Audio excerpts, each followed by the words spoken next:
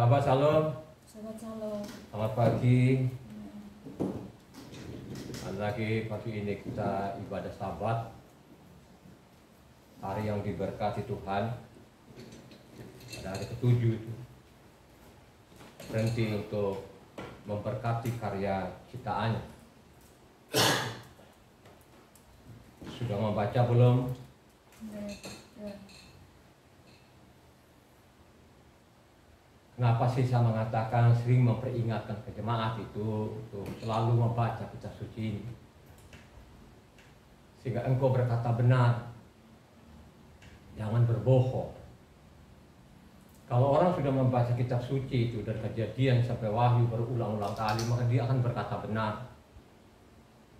Dia nyampaikan apa adanya sesuai namanya tertulis. Ya. Kalau saya baca ini tahun 2024 ini, saya sudah 2 kali loh ya, dari Kejadian sampai Wahyu. Januari kemarin dari tanggal 1 itu sampai 17, saya sudah habiskan kitab suci dari Kejadian sampai Wahyu. Dari tanggal 17 Januari 2024 ini, kemarin tanggal 1 sudah saya selesaikan lagi, berarti saya ini 2 kali. Jadi tahun 2024 ini sudah 2 kali dari Kejadian sampai Wahyu. Ya. Penting sekali, sehingga apa yang saya sampaikan dari mimbar ini bukan saya karang-karang sendiri. Jadi saya sampaikan ini, yang saya sampaikan dari mimbar itu, itulah kebenarannya. Kebenaran yang dimaksud itu apa yang tertulis di dalam isi kitab suci kita sampaikan. Itu namanya kebenaran. Itu orang berkata benar. Jangan boleh menyimpang dari isi kitab suci, tidak boleh menyimpang. Karena memang dari awal ini, dari Abraham itu orang benar. Kenapa dia dikatakan dia orang benar dan dia itu orang beriman? Ya. Karena dia dia tidak membantah apa yang diperintahkan oleh Tuhan, tidak membantah, diikuti saja. Sesuai hari ini yang kita belajar bersama, ini disuruh untuk berkata benar. Hari ini terambil dari Zekaria 8 ayatnya 1 sampai ke 20. Kalau tidak salah itu dikasih judul oleh Lembaga Kitab Indonesia, itu 2 judul. Ya. Marilah kita renungkan bersama-sama, kita mencatat apa yang ditulis oleh namanya Nabi Zekaria ini. Jadi terakhir ya, jadi Zekaria ini ada zaman pembuangan ke Babel, zaman Raja Darius. Jadi Nabi Zekaria ini ya tulis, catat, itu zaman pembuangan di Babel ya. Jangan dua di Babel itu mendekat-mendekatlah mau kembali lagi ke Yerusalem. Catat ini zaman Raja Darius, raja benar. Jadi Raja Darius itu raja benar. Dia berkata benar. Ya. Jadi Raja Darius itu bukan orang Israel, ya, tapi dia orang Persia yang raja benar. Dia berkata benar. Ya. Dia berkata benar. Dan saya yakin benar-benar ini raja yang diselamatkan.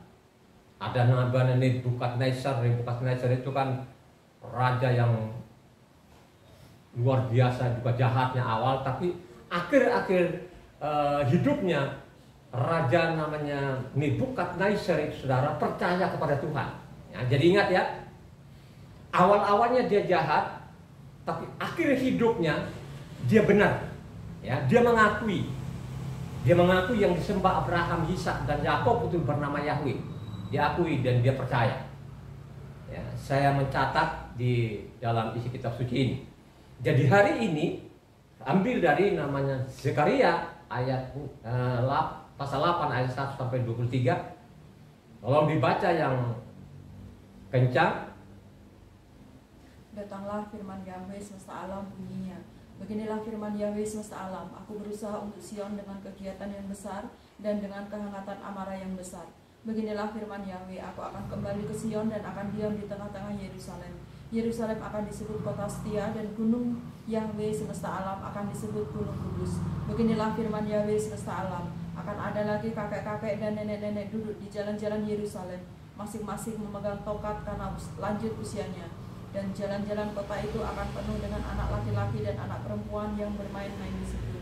Beginilah firman Yahweh semesta alam, kalau pada waktu itu sisa-sisa bangsa itu menganggap hal itu ajaib, apakah aku akan menganggapnya ajaib? Demikian firman Yahweh semesta alam.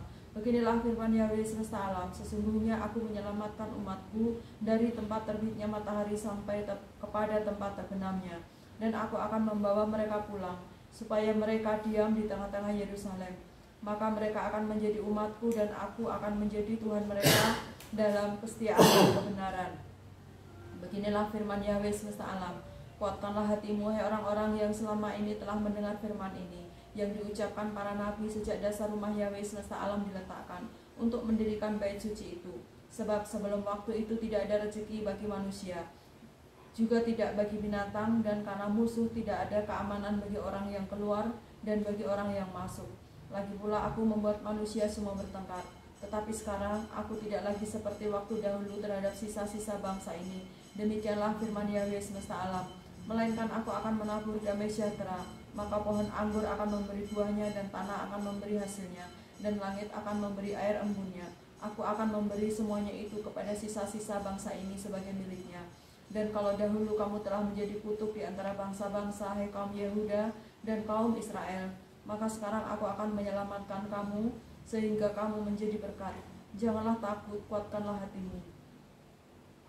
Sebab beginilah firman Yahweh semesta alam, kalau dahulu aku telah bermaksud mendatangkan malapetaka kepada kamu, ketika nenek moyang membuat aku murka dan aku tidak menyesal firman Yahweh semesta alam, maka pada waktu ini aku kembali bermaksud berbuat baik kepada Yerusalem dan kepada kaum Yehuda. Janganlah takut, inilah hal-hal yang harus kamu lakukan. Berkatalah benar seorang kepada yang lain, dan laksanakanlah hukum yang benar, yang mendatangkan damai di pintu-pintu gerbangmu. Janganlah merancang kejahatan dalam hatimu seorang terhadap yang lain, dan janganlah mencintai sumpah palsu, sebab semuanya itu kebenci. Demikian firman Yahweh. Datanglah firman Yahweh semesta alam kepadaku bunyinya, beginilah firman Yahweh semesta alam, waktu puasa dalam bulan yang keempat, dalam bulan yang kelima, dalam bulan yang ketujuh, dan dalam bulan yang ke-10 akan menjadi kegirangan dan sukacita, menjadi waktu-waktu perayaan yang menggembirakan bagi kaum Yehuda. Maka cintailah kebenaran dan damai. Beginilah firman Yahweh semesta alam, masih akan datang lagi bangsa-bangsa dan penduduk banyak kota, dan penduduk kota yang satu akan pergi kepada penduduk kota yang lain mengatakan, marilah kita pergi untuk melunakkan hati Yahweh dan mencari Yahweh semesta alam. Kami pun akan pergi. Jadi banyak bangsa dan suku-suku bangsa yang kuat akan datang mencari Yahweh semesta alam di Yerusalem dan melunakkan hati Yahweh. Beginilah firman Yahweh semesta alam, pada waktu itu 10 orang dari berbagai-bagai bangsa dan bahasa akan memegang kuat-kuat punca jubah seorang Yahudi dengan berkata, kami mau pergi menyertai kamu, sebab telah kami dengar bahwa Yahweh Tuhan menyertai kamu. Haleluya. Dan ini sangat jelas loh yang kita baca ini saudara ya. Jadi Zakaria ini memperingatkan ke bangsa pilihan. Jadi bangsa Israel bangsa pilihan. Dipilihlah bangsa ini ya, yang ada di kolong langit ini dari keturunan apa? Abraham. Jadi Abraham dipilih loh Tuhan, dipilih Tuhan itu ya. Dari sekian mungkin jutaan manusia di kolong langit ini ya, supaya berkata benar. Supaya berkata benar. Makanya saya mengatakan tadi, harus engkau baca kitab suci ini dari Kejadian sampai Wahyu, harus itu mutlak namanya, bukan relatif. Siapapun engkau, pribadi-pribadi itu harus baca dari Kejadian sampai Wahyu, supaya engkau ini berkata benar, supaya jangan kamu dianggap namanya penipu. Ya. Ini sangat jelas loh ini. Omong kepada siapa ini? Zakaria ini orang siapa? Yang jelas ini Zakaria ini orang Israel, saudara. Ngomong kepada orang Israel, tidak ngomong ke bangsa lain, ya tak? Tidak ngomong. Ya kan? Makanya saya mengatakan baca kitab suci lah setiap hari supaya engkau memiliki pengetahuan akan isi kitab suci. Bila perlu puasa, Ya, lu saya ini lagi puasa loh. Saya puasa dari 1 Januari kemarin, ya saya mengatakan sampai saya bicara ini kan sudah 2 kali ini dari Kejadian sampai Wahyu. Jadi saya tahu isi kitab sucinya gitu kan, saya tahu. Ya. Karena saya tahu ini, jadi saya sampaikan kepada jemaat maupun penonton di luar sana ini. Nanti penonton itu dia mau catat atau mau dengar ya silakan saja. Yang penting sudah saya sampaikan sesuai yang tertulis di dalamnya. Saya puasa ini bukan puasanya saya dari pagi sampai sore nanti, bukan. Saya puasa ini 23 jam. Ya, selama 40 hari itu saya puasa 23 jam. Ya. Kenapa saya puasa itu? Ya. Supaya tetap saya patuh kepada perintah Tuhan. Ya. Supaya saya baca selama saya masih hidup. Karena memang perintah Tuhan seperti itu. Selama lo ada di kolong langit ini harus kau baca kitab suci ini. Sehingga engkau ini memiliki namanya pengetahuan akan firman. Supaya engkau ini berkata benar. Nah lo, ya. Coba ayat 16 tadi itu coba. Ya. Ayat 16 kembali tadi. Zekaria 8 ayat 16. Inilah hal-hal yang harus kamu lakukan. Berkatalah benar seorang kepada yang lain dan laksanakanlah hukum yang benar, yang mendatangkan damai di pintu-pintu. Coba kan berkatalah yang benar, laksanakan hukum yang benar. Catat ini. Catat lo ini. Ya, berkatalah benar kepada satu sama lain. Lakukan hukum yang benar. Kenapa dia mengatakan ini? Kalau seorang pembaca dari Kejadian sampai Wahyu pasti tahu. Ya. Dari waktu Mose mencatat namanya isi kitab suci ini, waktu mereka keluar dari tanah Israel menuju tanah Kanaan itu, bangsa Israel sudah mulai apa? Malah menyimpang sampai zamannya Zekaria ini pembuangan, tetap lamanya menyimpang. Sehingga mengatakan haruslah kamu berkata benar. Hanya persoalannya sekarang, bangsa ini satu dengan bangsa lain berbeda. Sekalipun ini babak belur mereka ini, tapi masih ada janji. Ayat 8. Zekaria tadi 8 ayat 8. Dan aku akan membawa mereka pulang supaya mereka diam di tengah-tengah Yerusalem.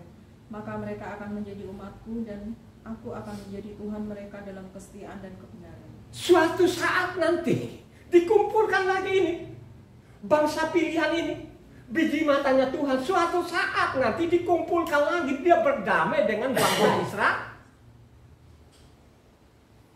Ada janji loh kepada mereka.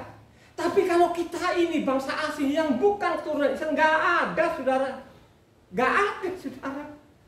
Kau salah saudara, kau langgar namanya perintahnya, dibuang kamu. Dibuang ada, ditebang, dilemparkan ada ke api sana. Loh itulah isi kitab sucinya, kita harus berkata benar. Jangan kita boleh tambahi, jangan boleh kita kurangi. Amin. Berkatalah benar katanya kepada bangsa pilihannya loh saudara. Maka suatu saat nanti dia himpun lagi, makanya dia ada di tengah-tengah bangsa Israel. Kumpulin di mana? Kumpulin di Yerusalem, bukan di Roma.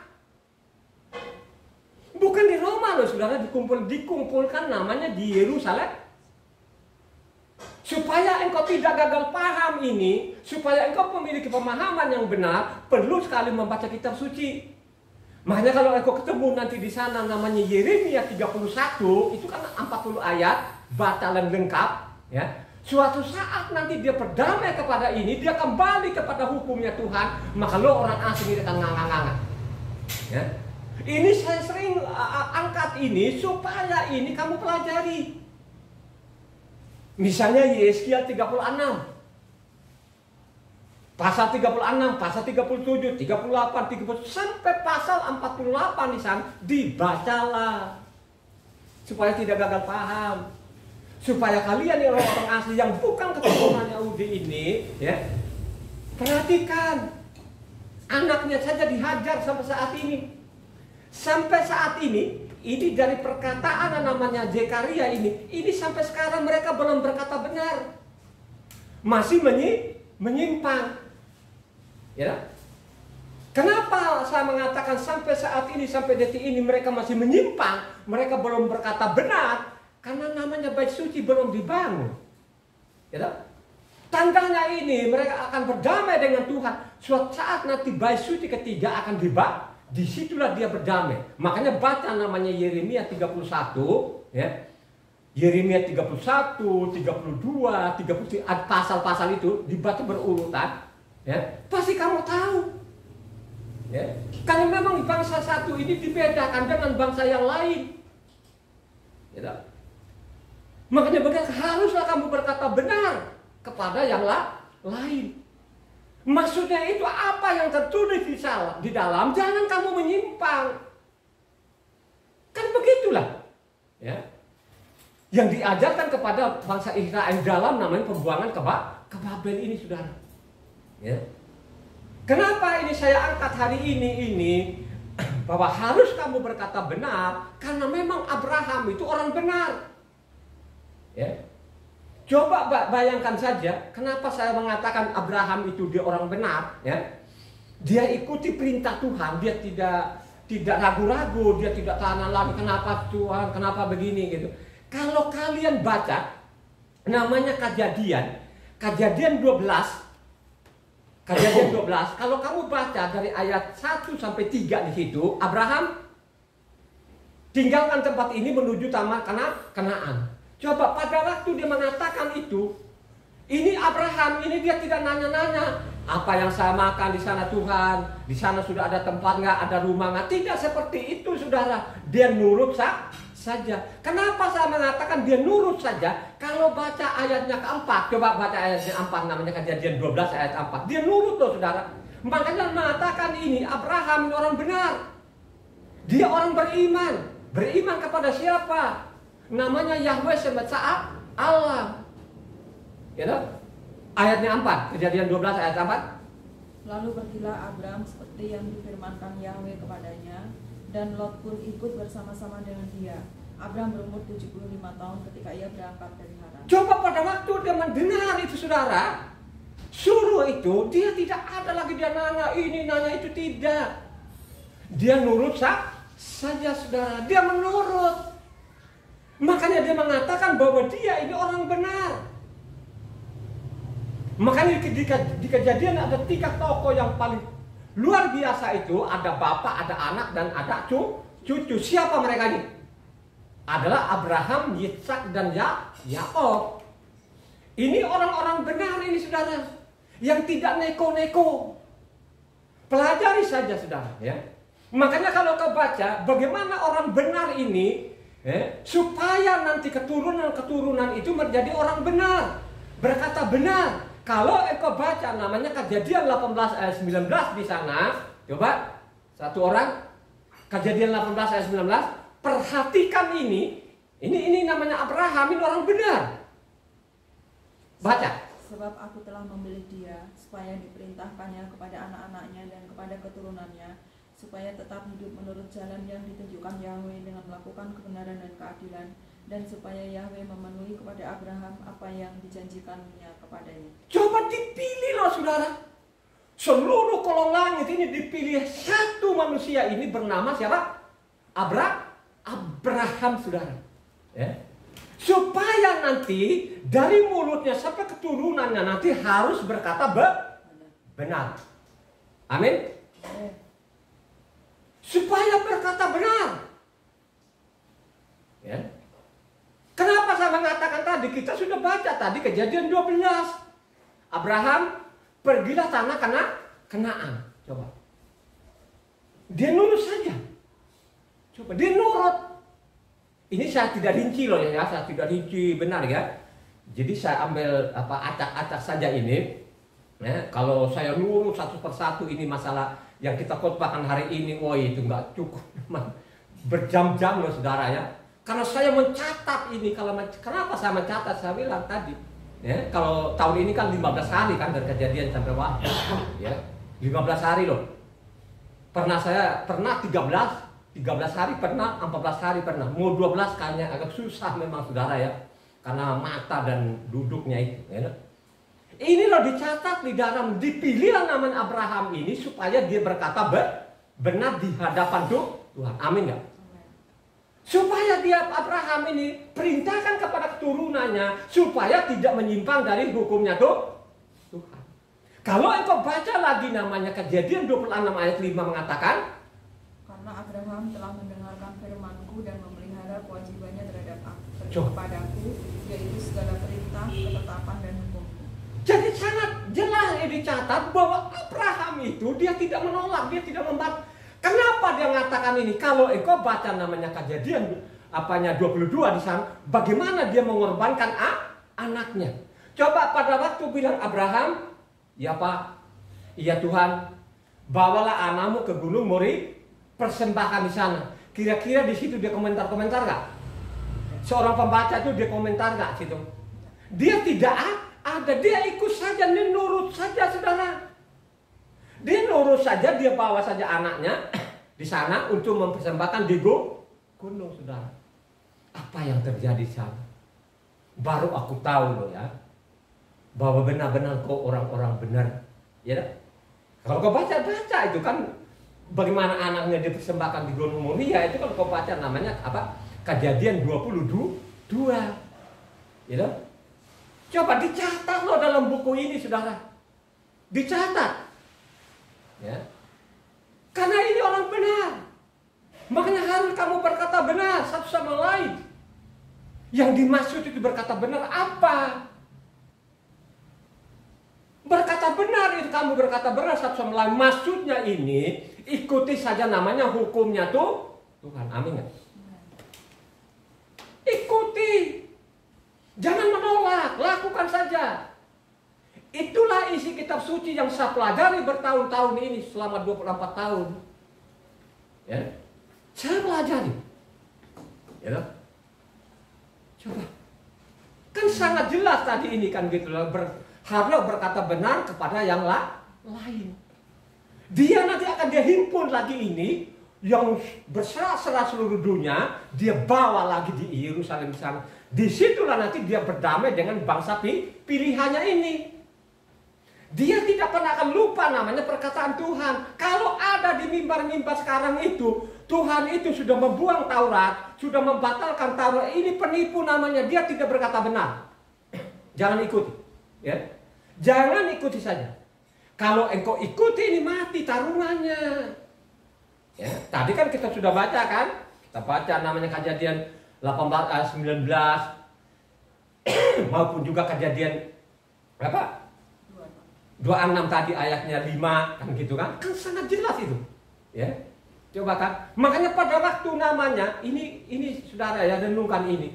Ini Mose ini mencatat ini dari mulutnya Tuhan sendiri. Ya. Makanya mengatakan itu kata kebenaran itu ini bukan dari mulutnya apanya Mose ini, tapi ini dari mulutnya Tuhan, perkataannya Tuhan dicatatlah di dalam buku ini oleh Mose ini. Karena zaman namanya Abraham ini, kejadian ini sampai kejadian 50 itu kan zamannya Abraham ini, ya. Dari Noah, dari Adam, Noah sampai Abraham ini sampai Yakub yang terakhir. Di sana itu tidak ada kitab dulu, ya. Namanya Torah lisan.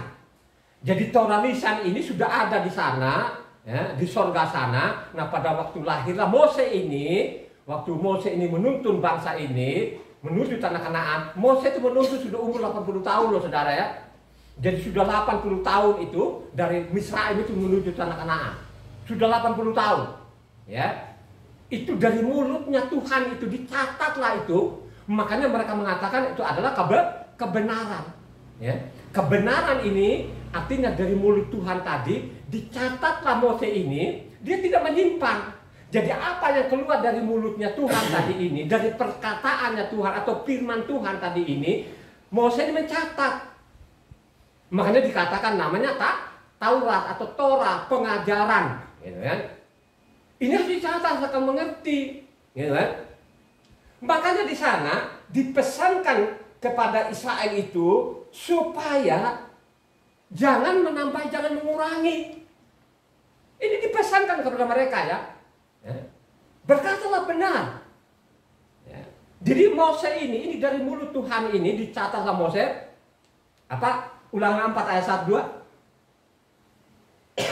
Maka sekarang hai orang Israel, dengarlah ketetapan dan peraturan yang kuajarkan kepadamu untuk dilakukan, supaya kamu hidup dan memasuki serta menduduki negeri yang diberikan padamu oleh Yahweh, Tuhan nenek moyangmu.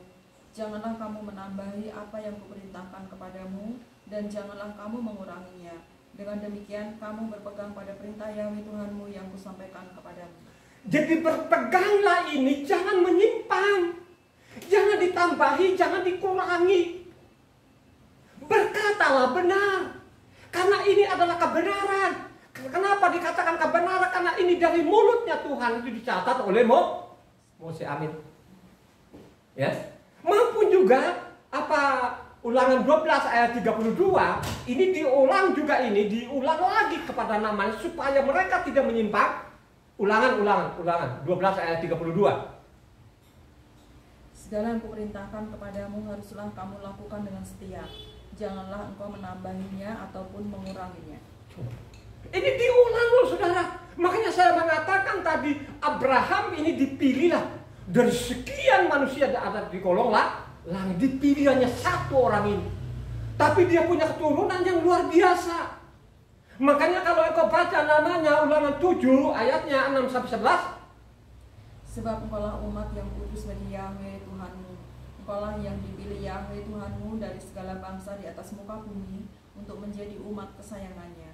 Bukan karena lebih banyak jumlahmu dari bangsa manapun juga, maka hati Yahweh terpikat olehmu dan memilih kamu. Bukanlah kamu ini yang paling kecil dari segala bangsa, tetapi karena Yahweh mengasihi kamu dan memegang sumpahnya yang telah diikrarkannya kepada nenek moyangmu, maka Yahweh telah membawa kamu keluar dengan tangan yang kuat dan menebus engkau dari rumah perbudakan, dari tangan Faraon raja Israel.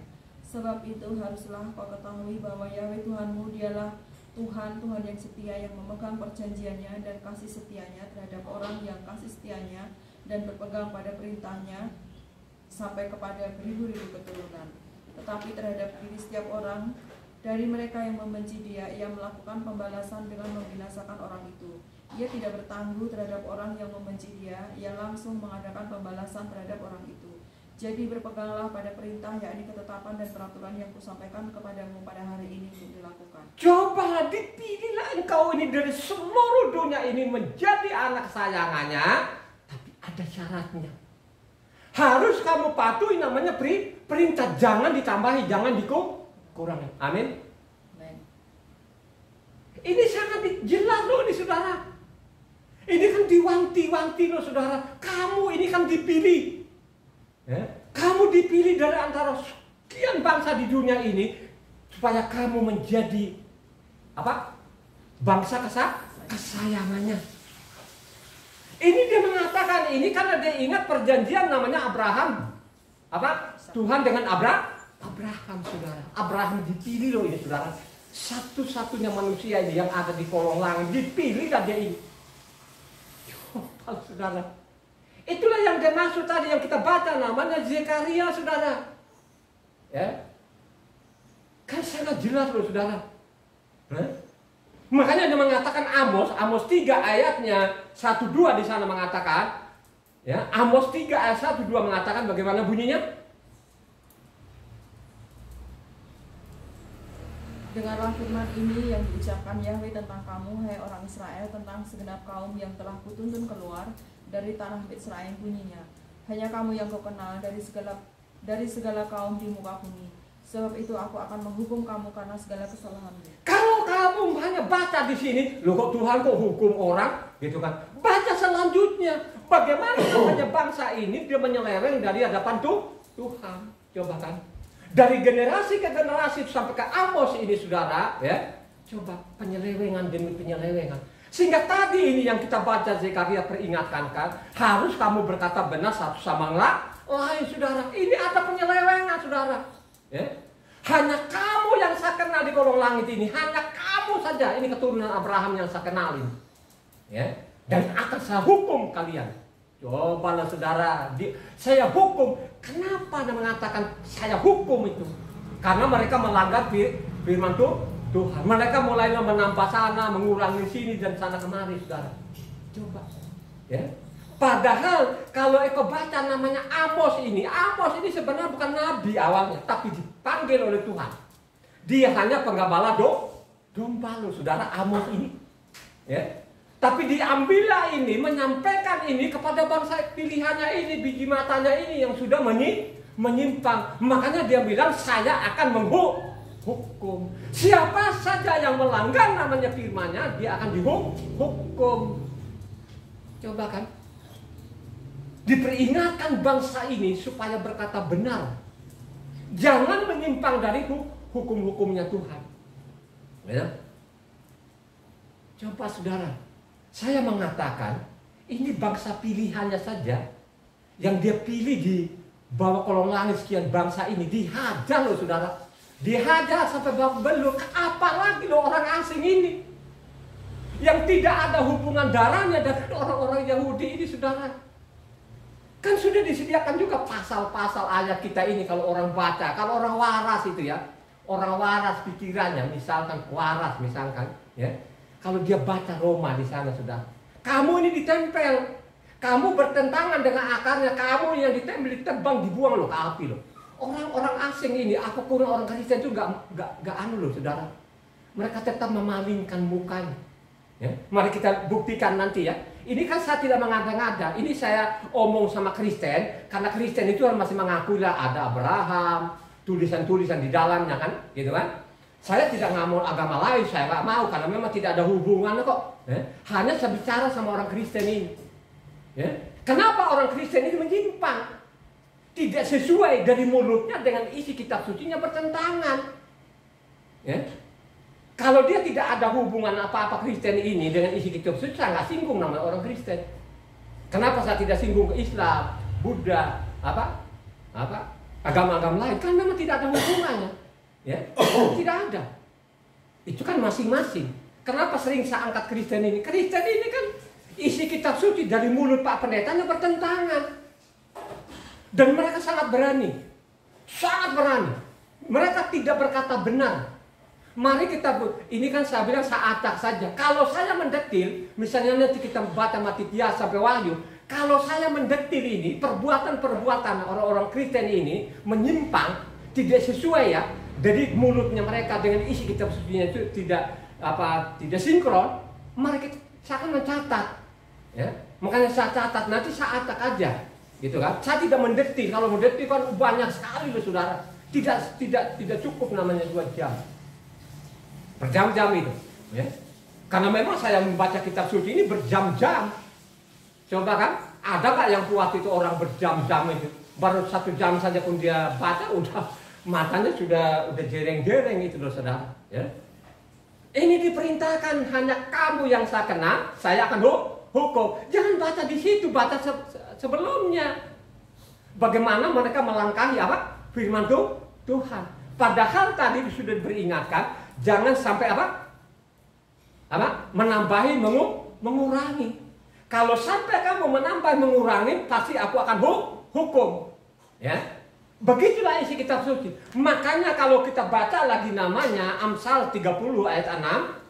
Janganlah menambahi firman-Nya supaya engkau tidak ditegurnya dan dianggap pendusta. Coba, jangan kamu menambahi ini firman Tuhan, jangan kamu mengurangi ini supaya kamu tidak ditegur jadi penipu. Nah, persoalan sekarang ini banyak penipu. Kenapa saya katakan mereka penipu dari mimbar ini? Karena ada catatannya. Karena saya baca kitab suci ini dari Kejadian sampai Wahyu 15 hari, 14 hari, 17 hari, 20 hari. Ya, coba kan, paling lama-lamanya juga 1 bulan. Pasti tidak selesai saya baca dari Kejadian sampai Wahyu. Jadi saya tahu itu isinya. Kenapa saya tahu itu isinya? Karena saya mencatat. Tuh, ya dong?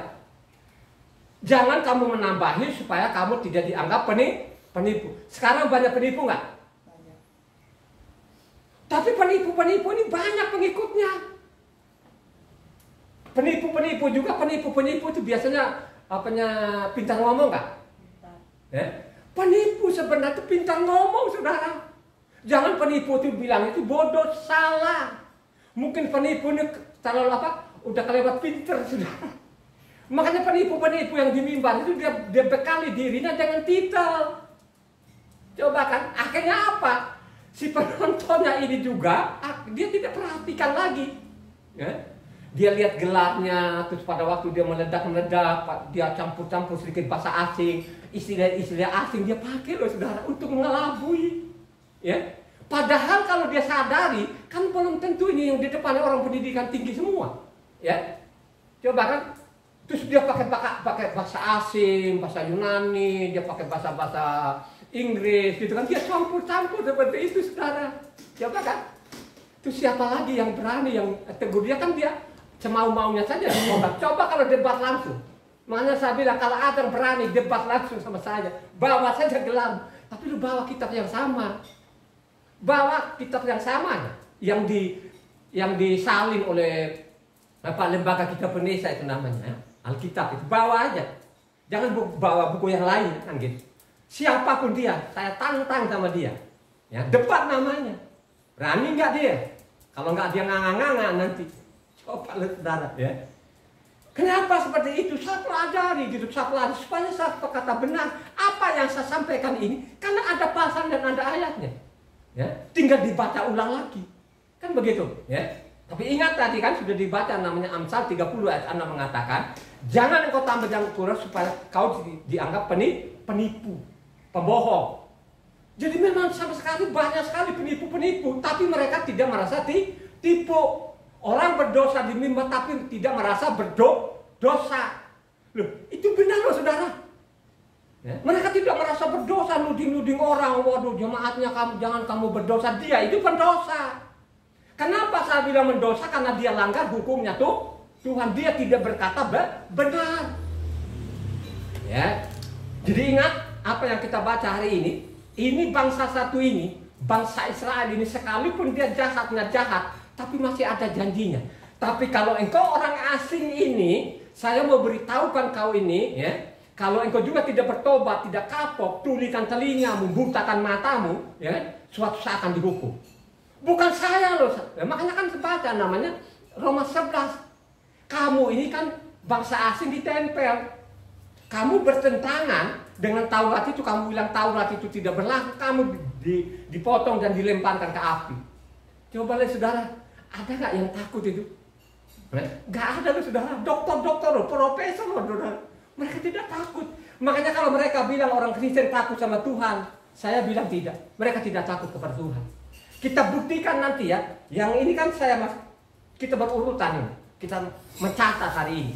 Apakah benar-benar mereka ini pembohong atau bukan? Apakah mereka ini berkata benar nggak atau tidak? Kan gitu. Mari kita lihat nanti, ya, catatan-catatan yang saya mencatat ini, ya, dari tahun ke tahun ini. Kan sangat jelas di situ. Ya. Zaman namanya Yosua. Ini kan sudah Mose ini dicatat. Mose ini kan sudah mencatat namanya Taurat ini. Sudah lengkap lah. Jadi sudah dibukukan. Penerus Mose ini ajarkan kepada orang Israel supaya namanya patuhi namanya hukum. Gak boleh menyimpan. Dia tahu kok. Kenapa dia mencatat di situ? Ini Tuhan sendiri juga memperingatkan pada Yosua bin Nun ini supaya dia tidak menyimpan yang sudah tertulis. Mari kita melihat bersama, mencatat bersama Yosua bin Nun 1 ayatnya 78 yang kencang. Hanya kuatkan dan teguhkanlah hatimu dengan sungguh-sungguh, bertindaklah hati-hati sesuai dengan seluruh hukum yang telah diperintahkan kepadamu oleh hambaku Mose. Janganlah menyimpang ke kanan atau ke kiri, supaya engkau beruntung kemanapun engkau pergi. Janganlah engkau lupa memperkatakan kitab Taurat ini, tetapi renungkanlah itu siang dan malam, supaya engkau bertindak hati-hati sesuai dengan segala yang tertulis di dalamnya.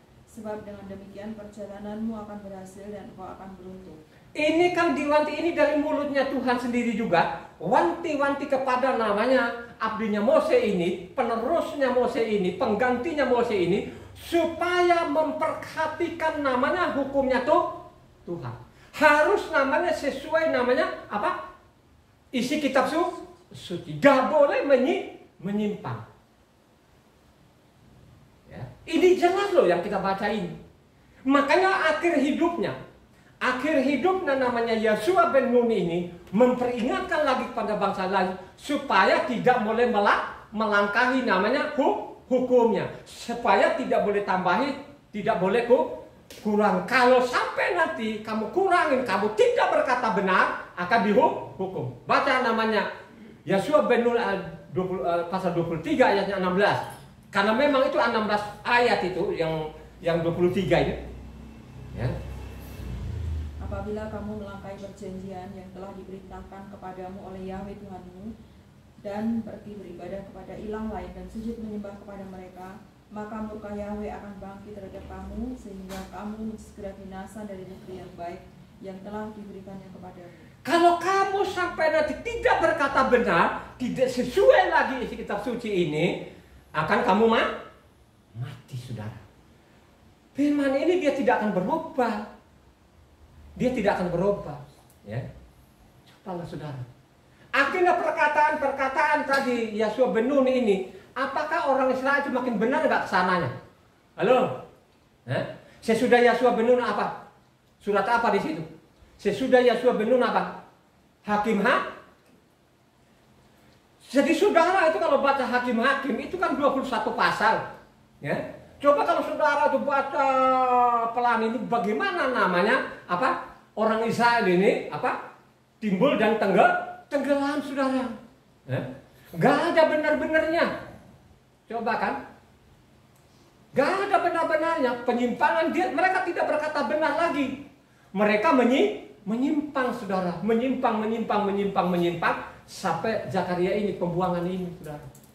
Diperingatkan ke sana itu supaya berkata benar satu sama lain, ikuti hukum-hukumnya Tuhan. Patuhi namanya hukum-hukum tuh, ini peringatan, kan gitu, ya, ya banget. Ini zaman hakim-hakim ini, ya, yang tercatat sana ada namanya Gideon, tapi Gideon itu kan akhir hidupnya juga kan tidak benar juga, you know? Coba kan? Begitulah isi kitab suci ini. Kenapa seperti itu? Karena orang-orangnya tidak berkata benar, menyimpang. Orang ulah-ulahnya mereka ini yang menyimpang ini akhirnya sekian orang tak tanggung mati konyol. Ya? Bukan dia saja yang mati, tapi pengikut-pengikutnya yang mendengar tadi yang mengikuti akan mati juga. Benar nggak demikian? Ini dicatat. Makanya kalau kita baca lengkap kitab suci, siapa yang berkata benar? Ada satu raja, namanya Raja Daud, raja benar. Dia berkata benar, ya. Dia apa adanya dia sampaikan. Bahwa Taurat itu segala-galanya, tidak ada duanya. Dicatatlah di sana bahwa dia raja ini raja benar yang merendahkan hatinya di hadapan Tuhan.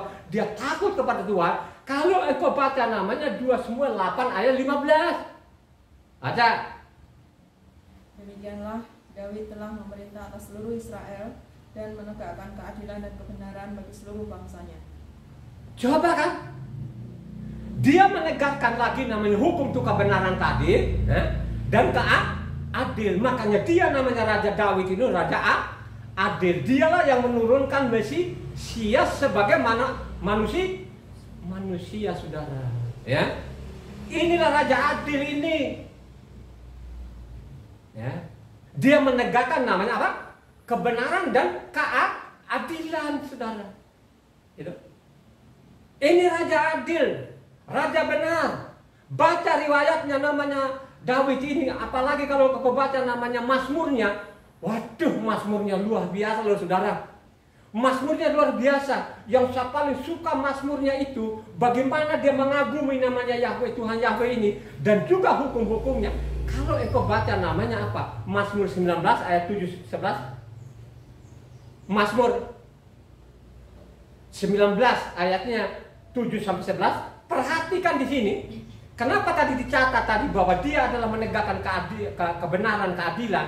Dia sangat mengagumi nama hukumnya Tuhan. Baca dari 7-11. Taurat Yahweh itu sempurna, menyegarkan jiwa. Peraturan Yahweh itu teguh, memberikan hikmat kepada orang yang tak berpengalaman.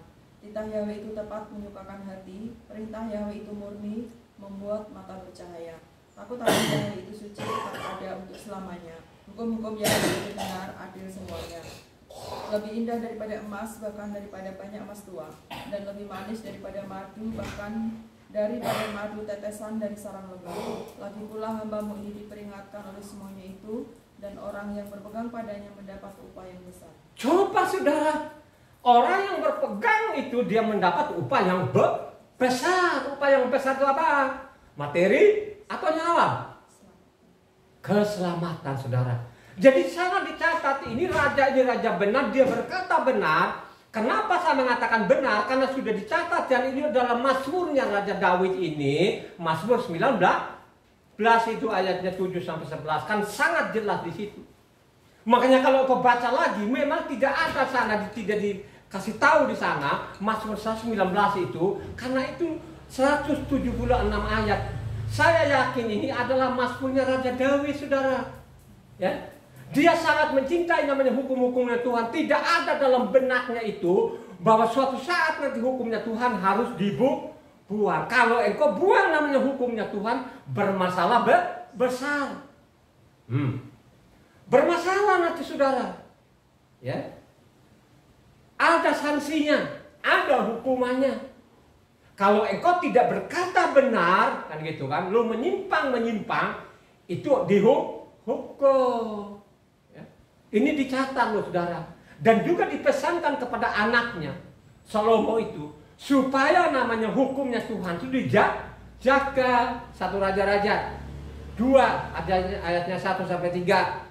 Ketika saat kematian Daud mendekat, ia berpesan kepada Salomo anaknya, aku ini akan menempuh segala jalan yang fana, maka kuatkanlah hatimu dan berlakulah seperti laki-laki. Lakukanlah kewajibanmu dengan setia terhadap Yahweh Tuhanmu, dengan hidup menurut jalan yang ditunjukkannya, dan dengan tetap mengikuti segala ketetapan, perintah, peraturan, dan ketentuannya, seperti yang tertulis dalam hukum Mose, supaya engkau beruntung dalam segala yang kau lakukan dan dalam segala yang kau tuju.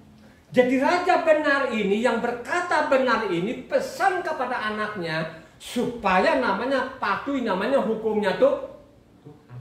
Ya, diwanti-wanti kepada anaknya ini supaya namanya berkata benar. Jangan boleh menyimpang. Kalau engkau menyimpang akan dihukum saudara. Makanya saya mengatakan ini kitab suci yang begitu tebalnya ini. Sebenarnya kitab suci tidak tebal. Kalau hati manusia tidak menebal, tidak mungkin namanya kitab suci menebal ini. Gitu? Sebenarnya kitab suci ini kan tipis sekali ini, dari Kejadian, Keluaran, ya, Imamat, Bilangan, Ulangan gitu kan. Tipis sebenarnya. Atau perbuatan-perbuatan yang tidak bertanggung jawab, penipu-penipu ini yang mengajari orang yang tidak benar ini akan dicatatlah di dalam. Yang dicatat di dalam isi kitab suci dosanya manusia, pelanggarannya manusia dengan segala resikonya saudara. Itulah isi kitab suci. Jangan berpikir-pikir isi kitab sucinya dari zaman ke zaman, ada lagi nanti ajaran baru lagi, ada lagi perjanjian baru lagi segala. Tidak pernah ada. Ada memang perjanjian barunya, tapi ada waktunya nanti. Pada waktu dia berdamai yang sudah dicatat oleh apa? Oleh Zakaria tadi itu. Suatu saat nanti dia himpun lagi, dia berdamai kepada Israel. Itu namanya perjanjian baru, bukan perjanjian baru untuk bikin apa Taurat baru lagi, bukan. Perjanjian baru artinya dia berdamai kepada namanya Israel. Itulah isi kitab sucinya.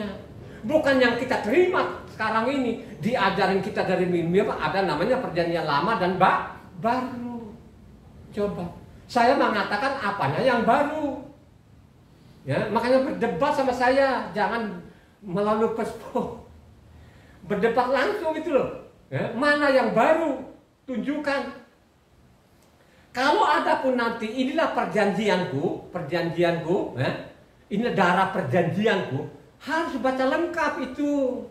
Jangan dipenggal di situ, baca lengkap. Ya. Inilah darah perjanjian sampai yang baru. Sampai yang baru. Dia tidak bicara pada waktu dia dikorbankan darahnya. Ada suatu saat nanti orang Israel itu mengakui Taurat itu bahwa itulah hukumnya Tuhan. Disitulah makanya ada baru. Orang tuh gagal paham. Gagal pahamnya begini, pada waktu dia baca namanya Keluaran 24 itu, dia ambil dia 8-nya. Dia tidak ambil 7-nya atau dari 6-nya. Coba kalau dia baca namanya Keluaran 24 ayat 6 sampai 7, pasti dia ngerti. Kapan nanti dia berdamai dengan orang Israel? Pasti ngerti. Tapi rata-rata itu kalau dia kasih linknya atau catatan kakinya, dia ambillah namanya Keluaran 24 ayat 8. Dia tidak ambil namanya 7-nya. Coba satu orang. Supaya orang tidak gagal paham ini Keluaran 24 ayatnya 6 sampai 8. Tapi di dalamnya kitab suci yang kita pegang ini, dia tidak ambil dari 6 sampai 7. Dia ambil 8 aja. Coba dari 6 sampai 8. Sesudah itu Mose mengambil sebagian dari darah itu, lalu ditaruhnya ke dalam pasu, supaya sebagian lagi dari darah itu disiramkannya pada mezbah itu. Diambilnya lah kitab perjanjian itu, lalu dibacakannya dengan didengar oleh bangsa itu, dan mereka berkata, segala firman Yahweh akan kami lakukan dan akan kami dengarkan. Kemudian Mose mengambil darah itu dan menyiramkannya pada bangsa itu serta berkata, inilah darah perjanjian yang diadakan Yahweh dengan kamu berdasarkan segala firman ini. Coba kan si penulis dalam apa yang mereka bilang perjanjian baru orang Kristen ini, itu dipenggal. Dia tidak baca langsung dari atas. Tapi kalau kita baca pelan di situ, ternyata sebelum namanya dipercikan darah itu tadi harus ada pengakuan apa? Hah? Kami mau melakukan firman. Kami mau kembali kepada hukumnya Tuhan, mestinya begitu. Tapi mereka tidak mau, saudara, dilewatin saja, ambillah namanya 8-nya. Ya kan? Makanya saya mengatakan di mimbar itu gagal paham. Gitu? Coba kan? Perhatikan ya ini tadi. Ya. Dari 6 itu mereka lewatin langsung ke 8. Tapi mereka tidak ambil 7-nya. Makanya tidak akan salah nanti. Catatannya di Galatia 4 ayat 4 sampai 5. Ini kan benar-benar ini saudara yang sampai saat ini orang Kristen ini, oh dengan darah Yesus kami sudah selamat. Aduh, saya ketawain orang Kristen itu. Saya ketawain. Ya, coba kan, kalau kita bandingkan ini dengan ayatnya tadi Keluaran 24 dengan 7 tadi, ayat 7-nya. Dengan kalau kita baca namanya Galatia 4 ayat 4 sampai 5. Tetapi setelah genap waktunya, maka Tuhan mengutus anak yang lahir dari seorang perempuan dan takluk kepada hukum Taurat. Ia diutus untuk menebus mereka yang takluk kepada hukum Taurat, supaya kita diterima menjadi anak. Coba kan, yang dia tebus itu siapa? Yang mengakui Taurat segala-galanya enggak? Coba saya mau jemaatin yang cerdas-cerdas ini. Yang dia tebus itu siapa? Yang dia tebus tadi bilang Taurat itu dibuang, atau yang dia tebus itu yang patuh kepada Taurat? Yang takluk kepada Taurat. Kan sangat jelas di situ kan? Yang dia tebus itu yang patuh kepada bahwa Taurat itu lebih manis dari apa? Madu, lebih murni daripada ini yang dia tebus. Tapi kalau di mimbar ini yang tidak berkata benar ini dalam darah Yesus, katanya kami sudah ditebus karena dia tidak baca lengkap kitab suci ini.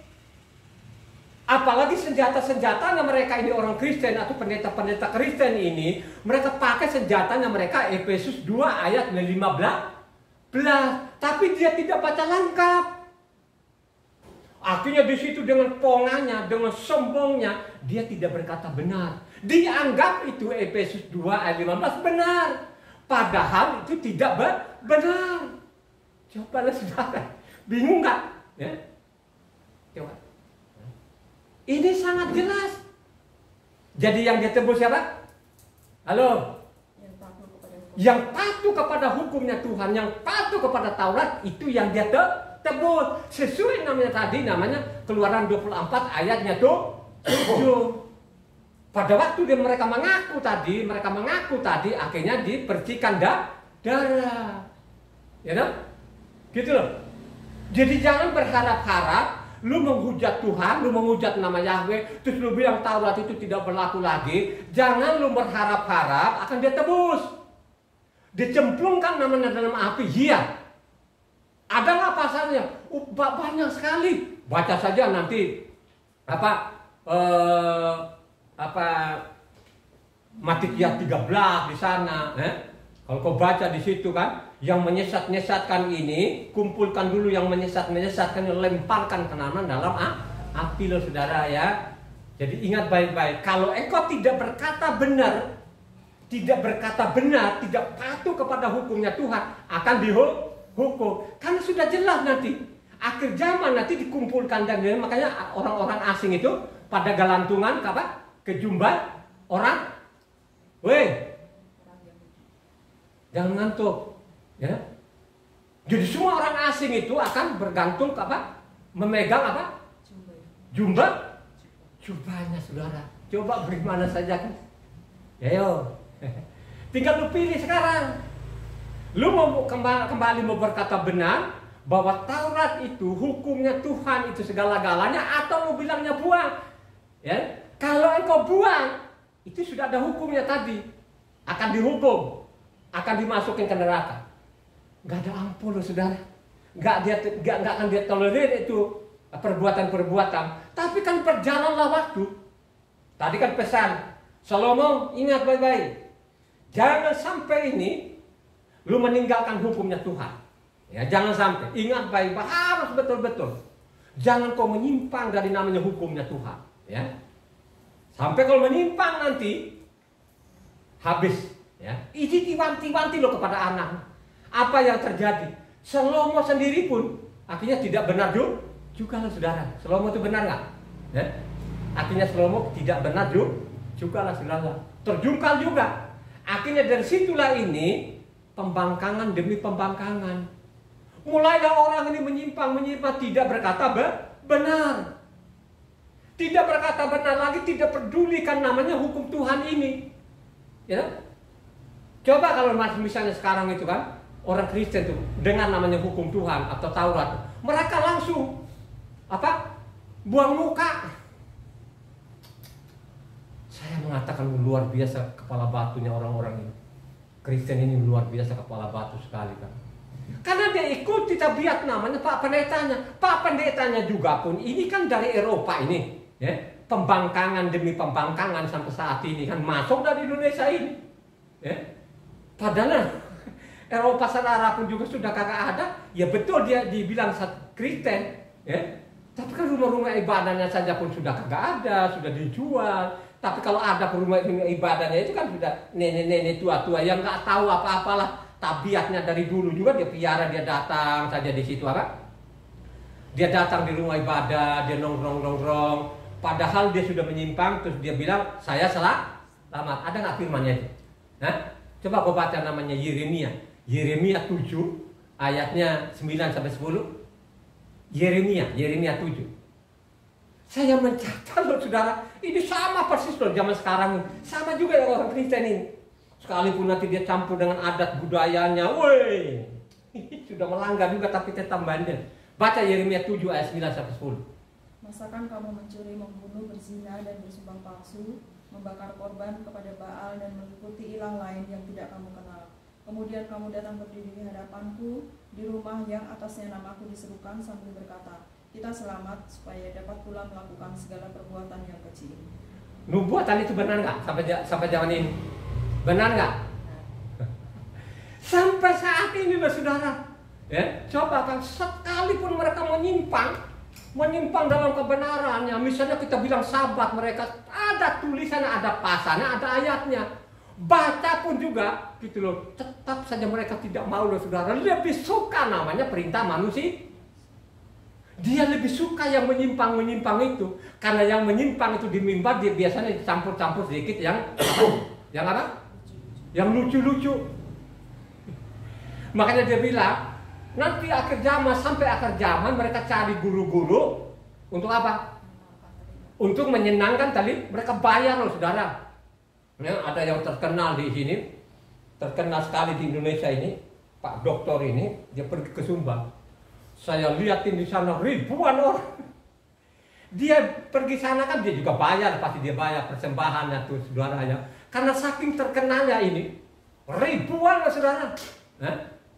Bikin lapangan terbuka di sana kan, bikin tanknya saudara, ribuan lah saudara. Karena pendeta ini dia lucu-lucu. Dia lucu-lucu gitu kan. Itu yang kata firman Tuhan. Akhirnya dia nggak tahu itu penderitaan yang di mana, dia bikin dongeng. Kalau baca namanya 2 Timotius 4 di sana, ayat 1 sampai 4 itu, ya, kan begitulah kan. Carilah namanya guru-guru untuk menyenangkan telinganya, saudara. Padahal yang datang itu nggak pernah baca kitab suci. Dia dengar karena dia terkenal di Jakarta ini, gitu kan. Dia kaya lagi loh, saudara ya. Sampai namanya jam tangan itu sampai miliaran loh. Sampai namanya Paul Chang itu ngeritik dia, ya. Coba kan, sampai jam tangannya miliaran, saudara. Mungkin mobilnya mewah-mewah.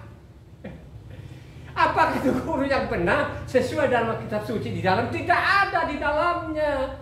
Mereka itu harus jadi contoh. Karena mereka itu berkata benar. Memang berkata benar itu mungkin nggak ada jemaatnya. Seperti kita khotbah saya kemarin, ada namanya Elia, ya. Coba kan, Elia itu kan apa? Nabi dia berkata benar kan, tapi dikejar-kejar. Yang kejar-kejar siapa? Ya, namanya Isabel, saudara. Makanya saya mengatakan sekarang banyak nggak roh-roh Isabel di mimbar? Oh, banyak sekali, saudara. Mereka menantang loh, saudara. Tidak diperintahkan, menantang itu, saudara. Ya. Makanya dia bilang, Elia pulang aja dah. Memang di sana tuh nggak ada, di tempat-tempat ibadah kan udah nggak ada lah. Tapi ada 7.000 lah. 7.000 itu yang di rumah-rumah, yang tidak ikut-ikutan, ya, yang tidak tergiur dengan dokternya, yang tidak tergiur dengan rumah ibadah yang gede-gede gitu kan. Tidak tergiur itu, saudara, ya. Saya melihat itu, saya tidak tergiur, saudara, ya. Saya sampaikan ini lo mau terima, tidak terima itu fakta. Ini ada pasal, ada ayatnya, ya. Saya sampaikan apa adanya. Tapi kan berjalanlah waktu, akhirnya kalau kita baca bagaimana mereka melupakan, sudah tidak berkata benar. Ini ada raja-raja loh. Kalau dari Yeskial ini, dari tadi Salomo ini sampai Raja Yeskial, kan raja benar nggak Yeskial itu? Itu raja benar loh itu. Tapi anaknya bernama Manasye tidak benar, saudara. Dia juga menyimpang. Akhirnya semua pengikut-pengikut termasuk imam-imamnya, nabinya tidak berkata benar lagi. Kenapa saya mengatakan tidak kata benar lagi? Karena dicatatlah di sana 2 Raja-Raja 22 ayat 13. Mereka sudah, Taurat itu sudah ada. Ketemunya Taurat itu zamannya Raja Yosia. Jadi sudah hilang ini, puluhan tahun lagi hilang. Dari zamannya Yeskial ini, kelihatannya ini dibuang sudah ini namanya Taurat. Karena tercatatlah di situ 2 Raja-Raja 22 ayat 13.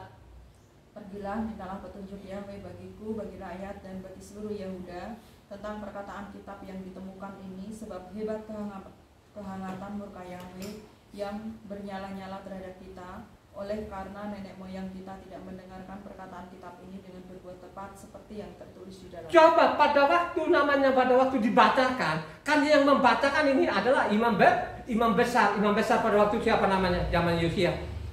Namanya Hilkia itu punya anak namanya Yeremia. Yeremia itu namanya nabi benar yang berkata benar loh, saudara ya. Jadi zaman itu Yosia ini ketemulah namanya kitab suci ini. Ketemu, sudah tercecer kemana-mana. Pada waktu dibacakan, mendengar raja ini, ya ampun, marah sekali ini. Karena mereka malah melanggar, menyimpang. Jadi tidak ada lagi yang berkata benar, malah sebaliknya mereka buang namanya hukum Taurat, saudara. Ketemunya itu zaman namanya Raja Yosia.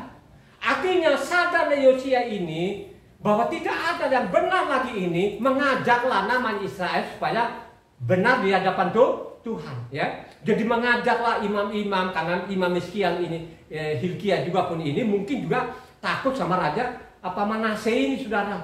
Padahal itu kan dari Yeskial, Manasye maupun Amon ini imam ini sudah ada, gitu loh, ya. Karena anaknya yang lain juga jadi pembesarnya Yeskial ini, saudara. Akhirnya zaman Yosia ini, makanya Yosia ini mengajak namanya seluruh Israel supaya kembali ke hukumnya Tuhan. Kalau kita baca, dicatat di sana 2 Raja-Raja 13-23 ayat yang 1 sampai 3. Ya, disitulah Bali yang benar merayakan Pesak yang benar, kembali kepada hukumnya Tuhan lagi. Ini ratusan tahun loh dari Mose ini. Baca. Sesudah itu raja menyuruh orang mengumpulkan semua tua-tua Yehuda dan Yerusalem. Kemudian pergilah raja ke rumah Yahweh dan bersama-sama dia semua orang Yehuda dan semua penduduk Yerusalem, para imam, para nabi, dan seluruh orang awam. Dari yang kecil sampai yang besar, dengan didengar mereka, ia membacakan segala perkataan dari kitab perjanjian yang ditemukan di rumah Yahweh itu. Sesudah itu berdirilah raja dekat tiang dan diadakannya perjanjian di hadapan Yahweh untuk hidup dengan mengikuti Yahweh dan tetap menuruti perintah-perintahnya, peraturan-peraturannya, dan ketetapan-ketetapannya dengan segenap hati dan dengan segenap jiwa, dan untuk menepati perkataan perjanjian yang tertulis dalam kitab itu, dan seluruh rakyat turut mendukung perjanjian itu. Coba kan, akhirnya sadarlah raja ini, dia berkata benar dan dia raja benar, supaya orang kembali kepada hukumnya tuh.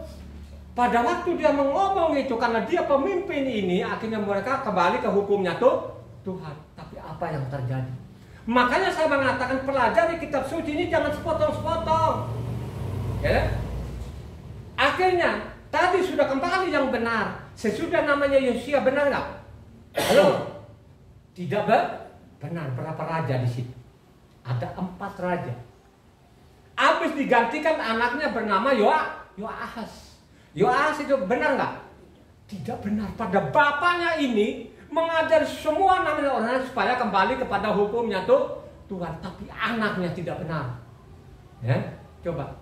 Tidak benar. Ya. Habis Yoahas siapa namanya?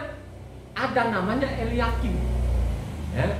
Coba. Ada Eliakim ini saudara daripada Yoahas ini.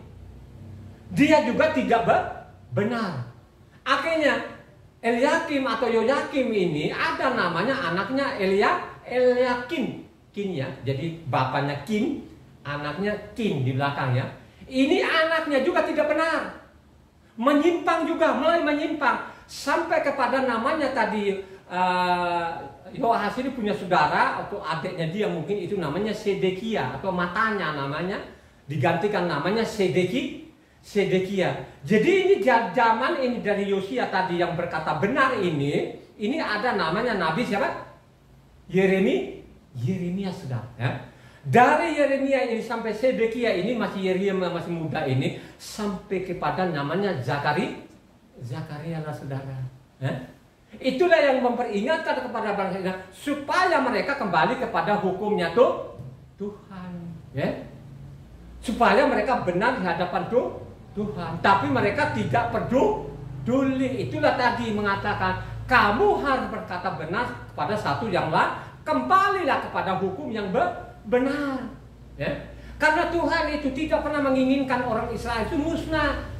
Karena memang Israel itu tidak bisa dimusnahkan sampai kapanpun, sampai jungkir balik pun dunia ini. Orang Israel tidak pernah namanya musnah. Ingat baik-baik, tidak pernah musnah. Ya? Malah sebaliknya. Pada waktu dia berdamai dengan orang Israel, makanya semua di bumi ini dihukum. Siapapun mereka yang tidak sesuai namanya Taurat tadi itu dihukum. Ini perintahnya. Kalau orang pembaca seperti saya, begitulah isi kitab suci ini. Ya, saya mencatat bertahun-tahun. Ya. Masa mengajarkan kepada Israel jemaat ini supaya engkau tiap hari membaca kitab suci, supaya engkau tiap hari pelajari kitab suci, karena inilah yang menjamin engkau lama. Ya. Kau jungkir balik dari pagi sampai pagi itu hanya sementara. 70-80 tahun mati, lu tidak bawa kekayaanmu, lu nggak dibawa di kuburan, tidak bawa lu ke surga. Lu ke surga hanya lu bawa tubuhmu, apakah tubuhmu baik atau tidak. Kembalikan kepadamu dengan pemahaman, ya. Jadi sangat jelas di sini tadi mengajak lagi supaya kembali, makanya tidak salah. Apa yang dicatat oleh namanya Zekaria ini 8 ayat 16. Coba diulang lagi satu kali lagi ayat 16-nya. Ya. Inilah hal-hal yang harus kamu lakukan. Berkatalah benar seorang kepada yang lain dan laksanakanlah hukum yang benar, yang mendatangkan damai di pintu-pintu gerbang. Coba kan, kalau engkau melakukan hukumnya Tuhan, ada damai. Saya mengalami ini. Makanya saya mengatakan, kalaupun sampai saat ini saya masih lanjut hidup saya ini, itu anugerah namanya. Coba kan, selama 24 tahun saya tidak pernah sakit.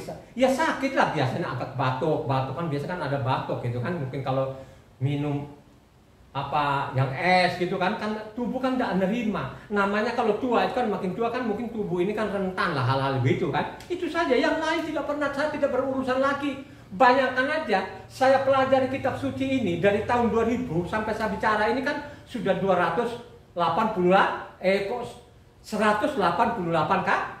kali saudara, dari tahun 2000 sampai saya bicara ini 188 kali. Ayo, saya puasa 40 hari setiap tahun, saya puasa, dilanjutkan loh saudara. Kalau Hizkiel ditambahin berapa tahun umurnya? 15 tahun. Kalau saya ini sampai saat ini kan dari tahun 2000, artinya saya masih hidup. Hidupnya luar biasa saudara. Sudah tua mau 70 tahun, tapi tenagaku wah luar biasa saudara. Itulah pengakuannya, namanya abdinya Mose ini. Abdinya Mose itu bernama siapa? Dua orang? Ada namanya Yosua bin Nun maupun Kaleb. Kaleb bilang, saya apanya Yosua, saya ini kan sudah umur 80 tahun, tapi masih seperti dulu, masih kuat, masih fit badan. Coba kan, saya sekarang masih fit. Coba, masih fit loh saudara, 24 tahun. Gak pernah ke obat, gak pernah ke dokter. Coba, masih sehat. Ingat baik-baik, saya tidak melarang orang ke dokter. Makanya saya bilang kalau ke dokter beneran, cari yang spesial gitu. Karena mereka juga kan belajar kan begitu ya. Tapi jangan salahkan juga saya kalau saya tidak ke dokter. Karena dia setiap orang mengucapkan engkaulah dokter atas dokter, tapi jangan juga. Oke lah kalau ke rumah sakit nggak masalah, tapi carilah dokter yang benar. Perhatikan namanya kesehatanmu. Kalau kesehatanmu terganggu, jangan dipaksa-paksa masukin ke dalam apa gitu loh ya. Gak boleh, kan begitu kan? Makanya saya bilang supaya kita tetap sehat, supaya kita lanjut umur kita ini, makanya patuhi namanya hukum tuh, berkatalah benar sesuai namanya isi kitab suci. Amin. Lanjut. Itulah yang dicatat oleh kitab suci ini. Tapi kan berjalanlah waktu ini. Peringatan tadi namanya Zekaria ini, apakah orang Israel makin benar nggak? Halo? Ya. Kalau kita baca lengkap kitab suci ini, jadi bukan Zekaria ini terakhir loh saudara ya. Karena Zekaria ini masih ada di Babel ya. Jadi Zekaria masih ada di Babel kan zamannya raja dari Darius ya. Kalau kita baca namanya Nabi Zekaria ini, kan ada dua nabi di situ, Hagai maupun Zakaria. Ini ada di Babel mereka ini ya. Mereka bernubuat itu pada zaman raja dari Darius ya. Jadi mereka bernubuat, tapi berjalanlah waktu, akhirnya dicatatlah sana namanya Nehemia. Nehemia itu saudara, jadi kitab suci ini kalau kita sebenarnya ini yang paling terakhir adalah Nehemia ini. Nehemia sudah tidak ada surat karena Nehemia itu zamannya mereka sudah pulang ke Babel. Jadi kembali lagi jadi Nehemia ini jadi bupati, jadi bukan dia nabi. Jadi Nehemia ini bukan nabi. Kalau Esra itu adalah imam, keturunan Aharon, dia imam, dia ahli kitab. Ini sejaman namanya Esra maupun Nehemia. Hanya kan lembaga kitab Indonesia itu ditaruh di tengah-tengah. Jadi seolah-olah namanya Esra dengan Nehemia itu mereka lebih dulu, padahal ini mereka yang paling terakhir ini sudah tidak ada kitab lagi. Sesudah itulah ada namanya mereka cetak namanya Talmud ini. Itu Talmud itu bikinan nama rabi-rabi itu yang Kablinger ini. Kablingernya mereka ini saya tahu. Ya. Jadi saya tahu nih habis peringatkan tadi Zekaria ini berjalan waktu, ini ada namanya bupati ini, tapi bupati sana mencatat kalau kebaca namanya Nehemia 9, pasal 9 maupun pasal 10, mereka di situ mau kembali lagi. Mau kembali kepada hukumnya Tuhan. Tapi kan berjalanlah waktu beberapa waktu lagi, mereka bikin kejahatan lagi. Tercatat di mana? Kalau engkau baca namanya Nehemia 13. Mulai di situ mereka kejahatan lagi. Yang menjahat ini adalah imam-imam ini. Nah, itulah yang tercatat kejahatan mereka sampai zaman Yasua itu. Makanya Yasua mengatakan, hai kamu keturunan ular beludak. Ini loh, dari zaman Nehemia ini mereka bikin jahat lagi. Akhirnya apa? Makanya sekarang ada namanya kitab Talmud itu, saudara. Makanya pada waktu zaman Yasua ini mengatakan, hai kamu keturunan ular beludak, sudah tidak ada lagi yang melakukan hukum. Ini karena mereka menyimpang, bikinlah namanya kitab tafsiran bernama Talmud itu. Akhirnya apa? Membuat Talmud ini, apakah Israel makin baik ya? Halo? Tidak baik, saudara. Akhirnya makin menjadi-jadi. Yerusalem hancur sampai saat ini. Akibat namanya perbuatan mereka, bikin namanya kitab tandingan sekarang, kitab tafsiran rabi-rabi ini yang bernama Talmud. Akhirnya Yerusalem itu dihancurkan oleh namanya Kaisar Titus. 70 tahun kemudian hancur semuanya sampai detik ini. Itulah peringatan tadi di sana Zakaria. Makanya Zakaria itu berapa pasal? Ayo, berapa pasal? 14 pasal. Dibaca lengkaplah namanya Zekaria ini, karena Zekaria juga pun menubuatkan akhir zaman, bagaimana tingkah lakunya orang Israel ini, terus bagaimana Tuhan lagi menghimpun namanya orang Israel, saudara. Itulah isi kitab suci. Makanya berjalanlah sampai zaman kita ini. Saya bilang itu yang gawat lagi. Yang gawat ini bukan ajaran lagi namanya, bukan dari Yerusalem lagi, dari Sion lagi, tapi ajarannya yang menyimpang. Yang menyimpang ini siapa?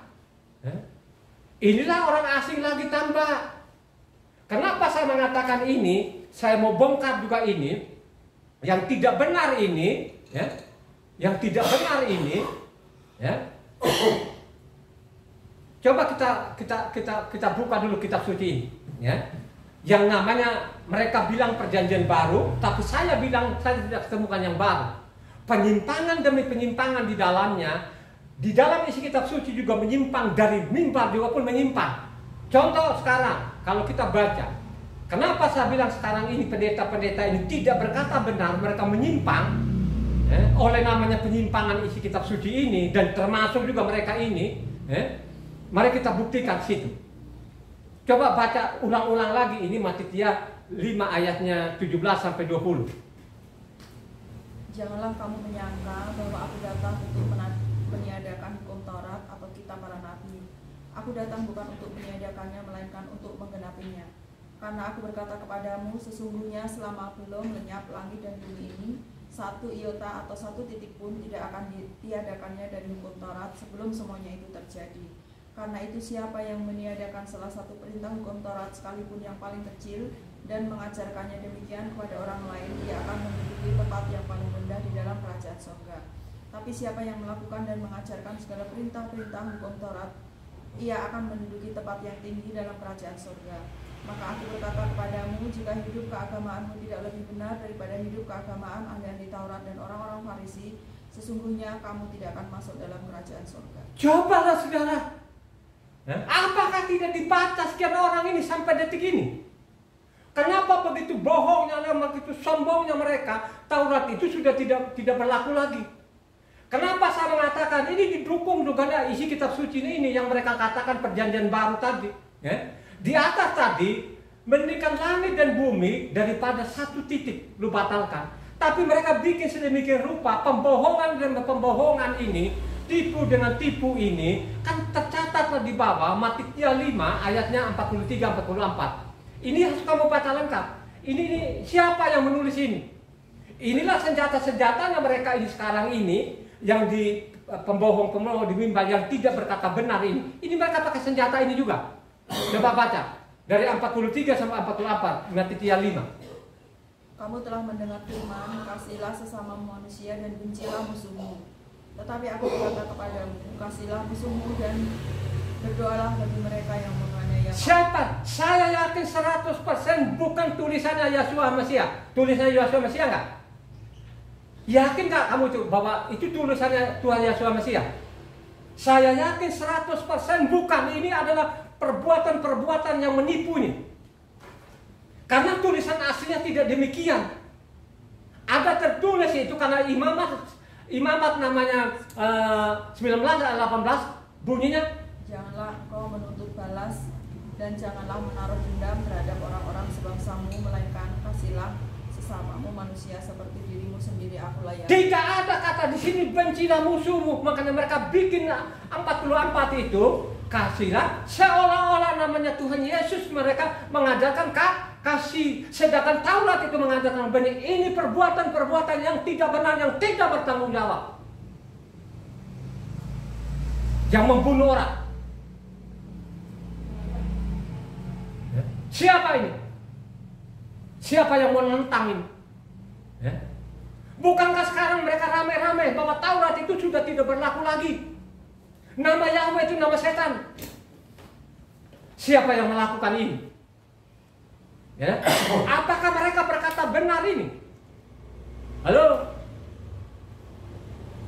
Itulah senjata-senjata yang mereka sekarang ini yang tidak berkata benar di mimbar ini. Coba kan? Mereka bilang hukumnya buang. Padahal ini yang kita baca tadi, mendingkan langit dan bumi lenyap daripada 1 titik 1 iota. Apakah ada yang mendengar nggak ini? Tetap mereka menulikan telinga. Tidak peduli. Mau ngomong apa kayak tidak peduli. Tapi mereka bilang kita mengasihi Yesus. Padahal kalau saya ikutin perkataannya mereka, itu kan dia mengatakan aku datang bukan meniadakan 1 titik 1 iota. Mendingkan langit dan bumi lenyap daripada namanya hilang. Coba, siapa yang melawan ini? Terus kalau bilang, oh kami tetap ikut, kenapa sahabatnya lu nggak mau? Bukankah sahabat itu diperingatkan terus menerus, supaya tidak langgar ini. Kalau kau langgar ini, sahabat ini bukan hukumannya ringan, ini hukuman berat ini. Coba berapa orang yang mendengar ini, tetap saja hatinya membatu di dalamnya oleh orang-orang tidak berkata benar ini. Kalau saudara, kan sudah ketahuan di situ siapa yang menolak ini. Padahal kalau kita tulisan-tulisan Saul sendiri pun juga, kalau kita baca, tidak pernah ada tulisan-tulisan yang dibuang. Tapi ingat loh ya, tadi kan aku datang itu bukan meniadakan Taurat 1 titik 1 iota, 1 titik 1 iota, Makanya dicatat dulu di sini, dia tidak akan bertentangan tadi Matitia 5 ayat 17 sampai 20, dia tidak akan bertentangan. Nanti kalau kau baca namanya Matitia 22 ayat 34 sampai 40. Perhatikan baik-baik ini, pendengar ini atau jemaat ini. Kalau engkau benar-benar memperhatikan ini, engkau selamat. Tapi kalau engkau tetap ikutin orang-orang yang tidak benar dari mimbar itu, akan dihukum. Perhatikan tadi, aku datang itu bukan meniadakan Taurat 1 titik 1 iota. Mendingkan langit dan bumi lenyap daripada menghilangkan Tauratku ini atau hukumku ini 1 titik 1 iota. Baca namanya Matitia 22 ayat 34 sampai 40. Matitia 22 ayatnya 34 sampai 40. Yang kencang ini supaya orang ini mencatat. Kita kan tahu di luar sana kan, mungkin di luar kan ada 1-2 orang. Bisa kita selamatkan mereka ini kalau mereka mau saja ikutin ini. Ketika orang-orang Farisi mendengar bahwa Yesus telah membuat orang-orang Saduki itu bungkam, berkumpullah mereka. Dan seorang dari mereka, seorang ahli Taurat, bertanya untuk mencobai dia. Guru, hukum manakah yang terutama dalam hukum Taurat? Jawab Yesus kepadanya, kasihlah Yahweh Tuhanmu dengan segenap hatimu, dan dengan segenap jiwamu, dan dengan segenap akal budimu. Itulah hukum yang terutama dan yang pertama. Dan hukum yang kedua yang sama dengan itu ialah kasihlah samamu manusia seperti dirimu sendiri. Pada kedua hukum inilah tergantung seluruh hukum Taurat dan kitab para nabi. Cobalah saudara. Padahal itu kalau kita lihat itu catatan kakinya kan sangat jelas tadi, kasihlah Tuhanmu dengan segenap hati. Itu kan tertulis di sana namanya Ulangan 6 ayatnya 5 saudara. Kasihilah sesama manusia seperti dirimu sendiri. Itu kan tulisannya ada Imamat 19 ayatnya 18, saudara. Ya, coba kan dia ambil dari situ, saudara. Kalau engkau lakukan ini, maka engkau lakukan juga semua isi kitab suci ini. Kau berani-beraninya mereka ini, orang-orang asing ini, yang bukan bangsa pilihannya ini, mereka mengajak orang rame-rame masuk jurang ini, saudara. Sudah berapa orang? Ya, udah berapa orang sudah mati sia-sia, saudara. Kalau kau mati namanya 70-80 tahun, udah waktunya. Coba kan? Nah, kurang apa lagi aku datang di bumi ini? Ya, bukan meniadakan Taurat. 1 titik 1 iota. Kenapa orang-orang tetap sampai sekarang ini mereka tidak mau sama sekali, mereka tulikan telinganya, mereka butakan mata rohani. Akhirnya apa? Rusak dan rusak betul-betul ini. Ya. Makanya saya bilang orang benar juga, saudara. Orang benar memang risiko banyak juga, saudara, yang kita hadapi. Ya, dihujat, dimaki-maki, ya, disepelekan. Iya, saudara. Kan sudah berulang-ulang kali ada nabi benar ini. Kan kemarin khotbah saya kemarin itu, saudara. Nah, ada namanya Elia.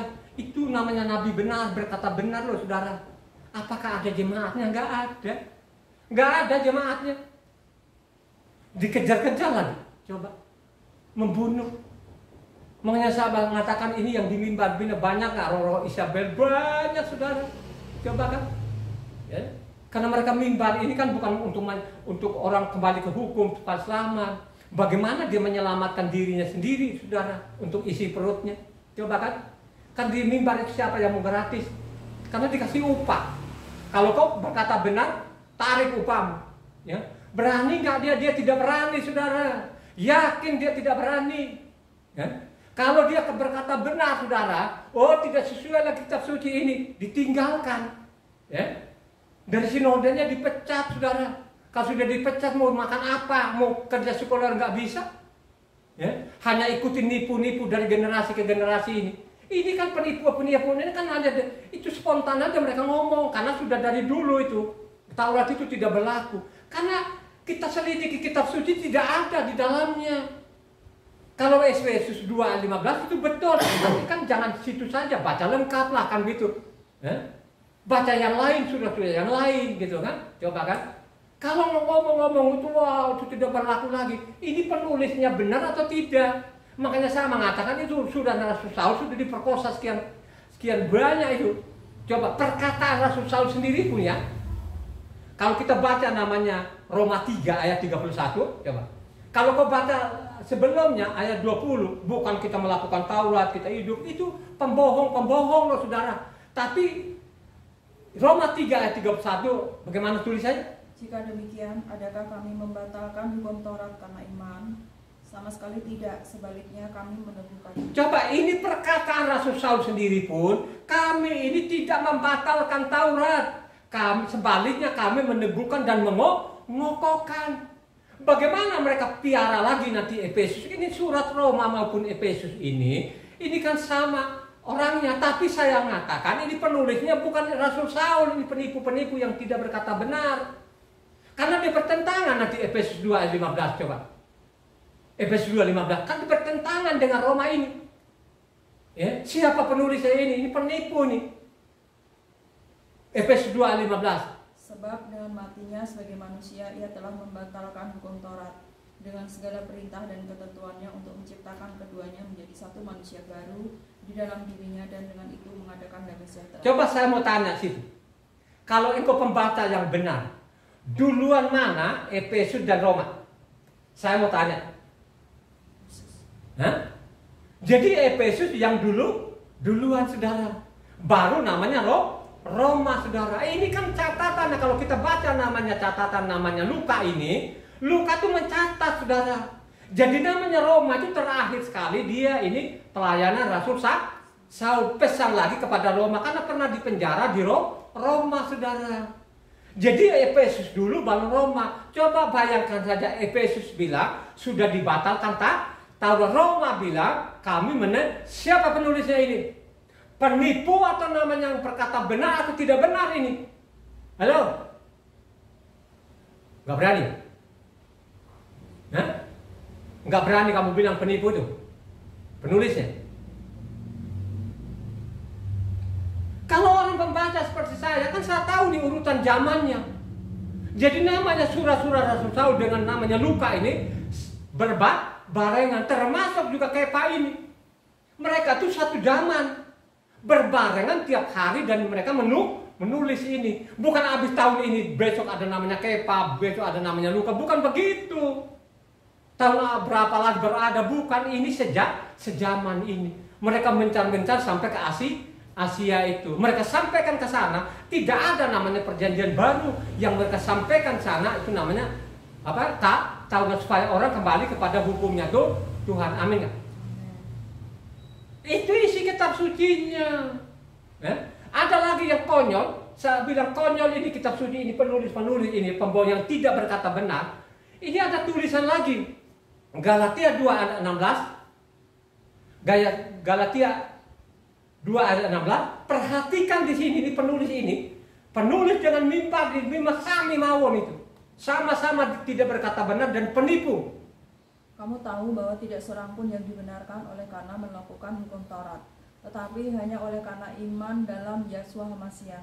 Sebab itu kami pun telah percaya kepada HaMasiah Yeshua, supaya kami dibenarkan oleh karena iman dalam HaMasiah dan bukan oleh karena melakukan hukum Taurat.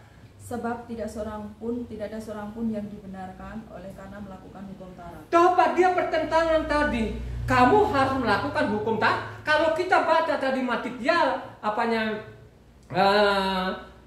Matitia 5 ayat 19 di sana harus melakukan Taurat, saudara. Yang melakukan Taurat itu akan ada dalam kerajaan surga, saudara. Di situ dia jadi penipu. Padahal ini kalau kita teliti, seorang pembaca, peneliti ini penipu ulung yang tidak berkata benar, yang membunuh orang ini. Ini kan kutipan dari Mazmur 143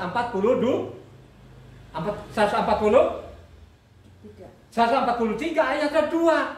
Perhatikan ini tulisan aslinya. Ini penulis ini luar biasa ini. Yang mereka bilang ini perjanjian baru. Iya betul. Yang tidak pernah baca kita diikutin situ. Tapi kalau saya nggak mau. Saya nggak mau ikutin. Ini penipu-penipu ini. Penipu yang tidak berkata benar ini. Yang menolak namanya hukum Tuhan ini. Coba.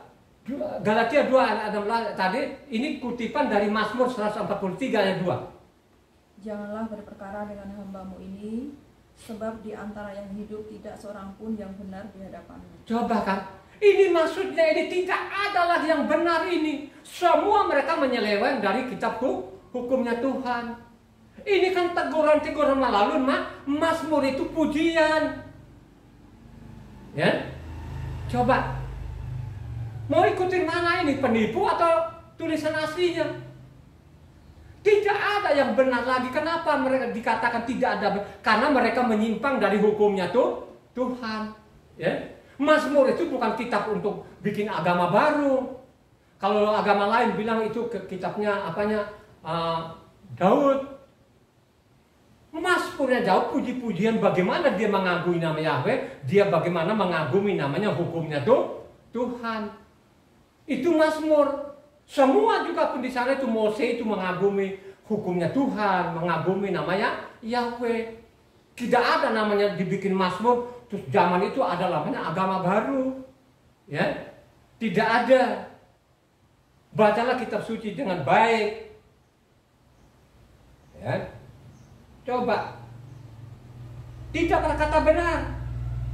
Padahal kutipan. Tapi kalau kita ikutin lagi, ya, misalnya sekarang yang mereka bilang ini itu namanya Taurat sangat mematikan, mengajar kebencian. Ini penipu-penipu ini benar-benar ini. Jadi bukan orang Indonesia yang menjadi penipu loh ya. Jadi ingat baik-baik ya. Ini penipu-penipu yang saya maksud ini dari Eropa masuk di Indonesia, dia ikutin saja orang Indonesia ini. Penipu aslinya dari Eropa sana. Ya. Jadi Eropa ini ditulis dulu ini, dibukukan ini. Namanya Matitia sampai Wahyu sudah menyimpang di sini, ya. Jadi menyimpang, ada tulisan dipikir rupa itu, hampir-hampir tidak kelihatan menyimpang. Tapi kalau kita teliti dengan benar, kelihatan sekali menyimpang.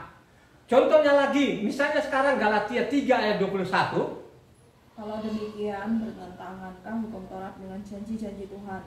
Sekali-kali tidak, sebab andai kata hukum Taurat diberikan sebagai sesuatu yang dapat menghidupkan, maka memang kebenaran berasal dari hukum Taurat. Coba kan antara nubuatan dengan hukum Taurat tidak pernah bertentangan. Coba kan, karena memang kebenaran itu yang menghidup, kebenaran itu berasal namanya hukum Taurat, saudara. Tidak bertentangan. Nubuatan dengan Taurat itu tidak boleh bertentangan, saudara. Nah, bacalah kitab suci, jangan ikut-ikutan ini perbuatan dari Eropa ini, saya kasih tahu loh. Ini tidak ada yang membuka ini. Kalau mereka membuka ini, itu tempat ibadah akan sepi. Kalau sudah sepi tempat ibadah, mau makan apa? Itu yang sekolah-sekolah yang berderet-deret mau makan apa? Mau makan batu. Coba kan, akhirnya pembohongan itu mereka piara. Kalau mereka yang mati sendiri, nggak ada masalah. Tapi kalau kau geret orang lain, ini yang bermasalah loh, saudara. Itu yang terjadi sampai saat ini. Lanjut.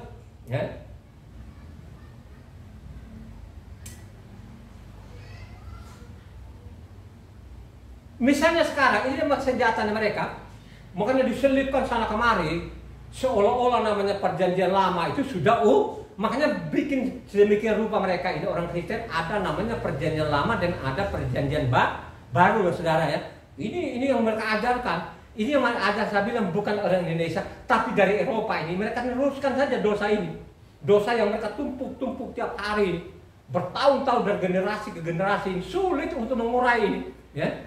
Misalnya Efesus, jadi bukan namanya perjanjian lama yang dilenyapkan, yang sebenarnya yang dimatikan itu adalah kelakuannya yang lama. Efesus 4 ayat 22 sampai 25.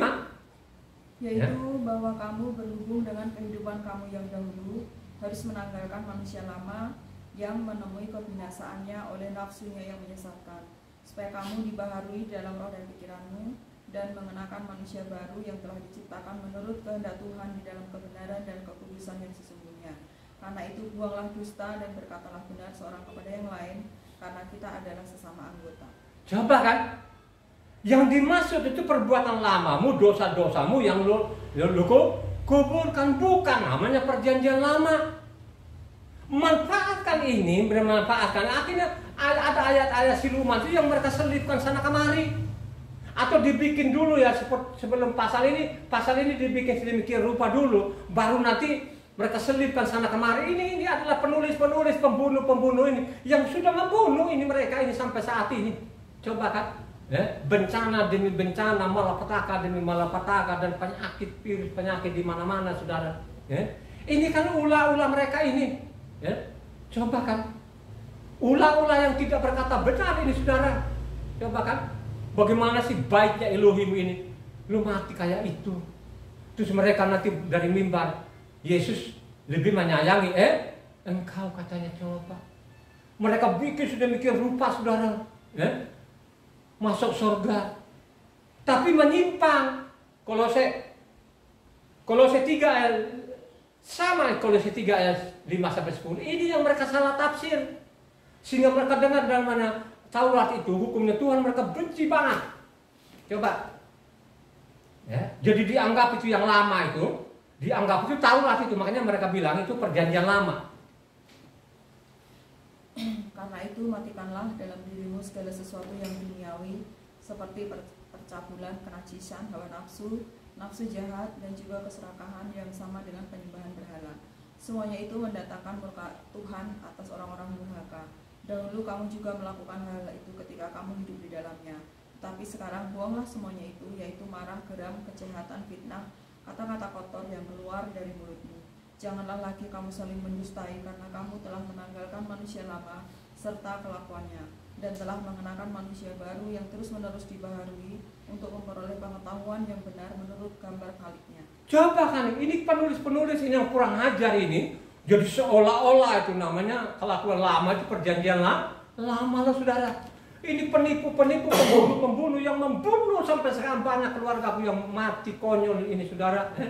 Coba kan, udah banyak deh, saudara. Itulah yang mereka salah tafsirkan. Ini kejahatan Eropa ini dipindahkan ke Indonesia sampai saat ini. Coba kan? Makanya saya mengatakan Eropa itu sudah mulai agak sadar. Nama Tuhannya sudah dikembalikan yang benar, kan begitu kan? Coba. Di sini dia nggak mau, karena di sini pun dia nggak mau kehilangan piring nasinya. Dia lebih suka mati daripada hidup, saudara. Ini disalah tafsir. Kenapa saya mengatakan disalah tafsir? Mereka bikin sedemikian rupa tulisan-tulisan sana yang tidak benar ini, ini saya anggap ini penipu-penipu, ini pembohong ini. Coba kalau kamu baca namanya Iprim atau Ibrani 7 ayatnya 18-19, perhatikan di sini. Ini mereka mungkin salah tafsir di sini juga. Mereka bikin di situ, itu bikinan manusia ya. Jadi bukan tulisan Rasul Saul, saya yakin Rasul Saul tidak menulis itu. Ini ada namanya manusia-manusia yang tidak bertanggung jawab dari Eropa ini. Tulisannya di situ, perhatikan. Memang suatu hukum yang dikeluarkan dahulu dibatalkan kalau hukum itu tidak mempunyai kekuatan dan karena itu tidak berguna. Sebab hukum Taurat sama sekali tidak membawa kesempurnaan, tetapi sekarang ditimbulkan pengharapan yang lebih baik yang mendekatkan kita kepada Elohim. Coba kan, kau pakai hatimu benar-benar di dalam, kalau kau lembutkan hati, kira-kira bertentangan nggak tadi namanya Matitia 5 ayatnya 17-20? Halo? Hah? Coba, dia datang, aku datang, bukan meniadakan Taurat. 1.1 iota. Kira-kira waktu lu baca namanya Ibrani 7 ini 18-19, kira-kira hatimu bagaimana? Miris gak? Halo? Kira-kira lu ikuti nggak namanya Ibrani 7 ayatnya 18-19? Orang waras dia tidak akan ikuti. Orang waras bilang ini penipu ini. Penipu ini. Kenapa saya mengatakan penipu ini? Karena baca selanjutnya. Saya bilang ini penipu dan pembunuh ini, pintar sekali dia ini, ular ini. Makanya Tuhan bilang, zaman Tuhan Yesus bilang kepada imam, hai kamu keturunan ular bulu. Ular itu kalau jalan dia lurus nggak? Halo? Ular itu tidak pernah saya lihat dia lurus, tidak pernah saya lihat pasti dia belok-belok itu. Itulah yang sampai saat ini yang di mimbar itu ular-ular beludak itu. Ular beludak itu ular sangat berbisa nggak? Halo? Ular beludak itu sangat berbisa dan sangat mematikan. Itulah yang terjadi sampai saat ini. Yang di mimbar-mimbar itu mereka tidak berkata benar. Mereka adalah penipu-penipu yang membunuh sekian manusia yang ada di kolong langit ini. Jadi dosa ini bukan aslinya dari Indonesia, dosa ini dari Eropa sana. Karena kitab suci yang kita pegang ini itu disalin dari namanya kitabnya King James. Yang catat pertama, yang salin pertama ini bukan orang Kristen, dia orang Muslim bernama siapa? Abdul Munshi. Abdul Munshi ini sekretarisnya namanya Raffles Stanford. Ya, ini misionaris dari namanya Inggris. Ya, jadi misionaris Inggris inilah bawa kitab suci ini, King James itu sampai Indonesia diterjemahkan namanya orang Muslim bernama Abdul Munshi ini. Catat itu. Lembaga kitab ini dia tidak akan menolak itu. Dia tidak menolak itu. Ya. Dia berani menolak itu. Ya. Itu masih ada catatan aslinya juga. Saya pegang bukunya, lembaga kitab Indonesia itu, tulisan aslinya Ibrani ada yang saya pegang. Ya. Dari Kejadian sampai namanya Maliaki ada itu. Ya, Pak. Ya. Itulah penipuan-penipuan dari generasi ke generasi sampai detik ini. Ya. Ini orang mau catat tidak catat silakan. Tapi ingat ya, ini kenapa saya bilang pembohongan ini? Ini kalau kita baca selanjutnya namanya Ibrani 8 ya, ayat 8 sampai 12. Agak cepat. Tak lagi. Ibrani 8 ayatnya 8 sampai 12. Sebab ia menegur mereka ketika ia berkata, sesungguhnya akan datang waktunya, demikianlah firman Tuhan, aku akan mengadakan perjanjian baru dengan kaum Israel dan dengan kaum Yehuda, bukan seperti perjanjian yang telah kuadakan dengan nenek moyang mereka pada waktu aku memegang tangan mereka untuk membawa mereka keluar dari tanah Israel. Sebab mereka tidak setia kepada perjanjianku dan aku menolak mereka, demikian firman Tuhan. Maka inilah perjanjian yang kuadakan dengan kaum Israel sesudah waktu itu, demikian firman Tuhan, aku akan menaruh hukumku dalam akal budi mereka dan menuliskannya dalam hati mereka, maka aku akan menjadi Tuhan mereka dan mereka akan menjadi umatku. Coba kan, ini dia manfaatkan lagi si penulis ini. Dia kasih judul di atas perjanjian baru. Jadi seolah-olah zaman Yesua itu ada perjanjian baru. Kalau kita teliti kitab suci, ya tidak demikian. Karena ini tadi yang dibaca Ibrani 8 ayatnya 8 sampai 12. Ini kan kutipan dari berapa? Yeremia 31. Jadi Yeremia 31 itu ada 40 ayat. Ya, baca yang lengkap. Apa ada kaitannya enggak yang Yeremia 31 dengan apanya Zekaria yang kita hari ini? Ada kaitannya enggak? Sangat erat kan? Ini kan nubuatan nabi-nabi ini.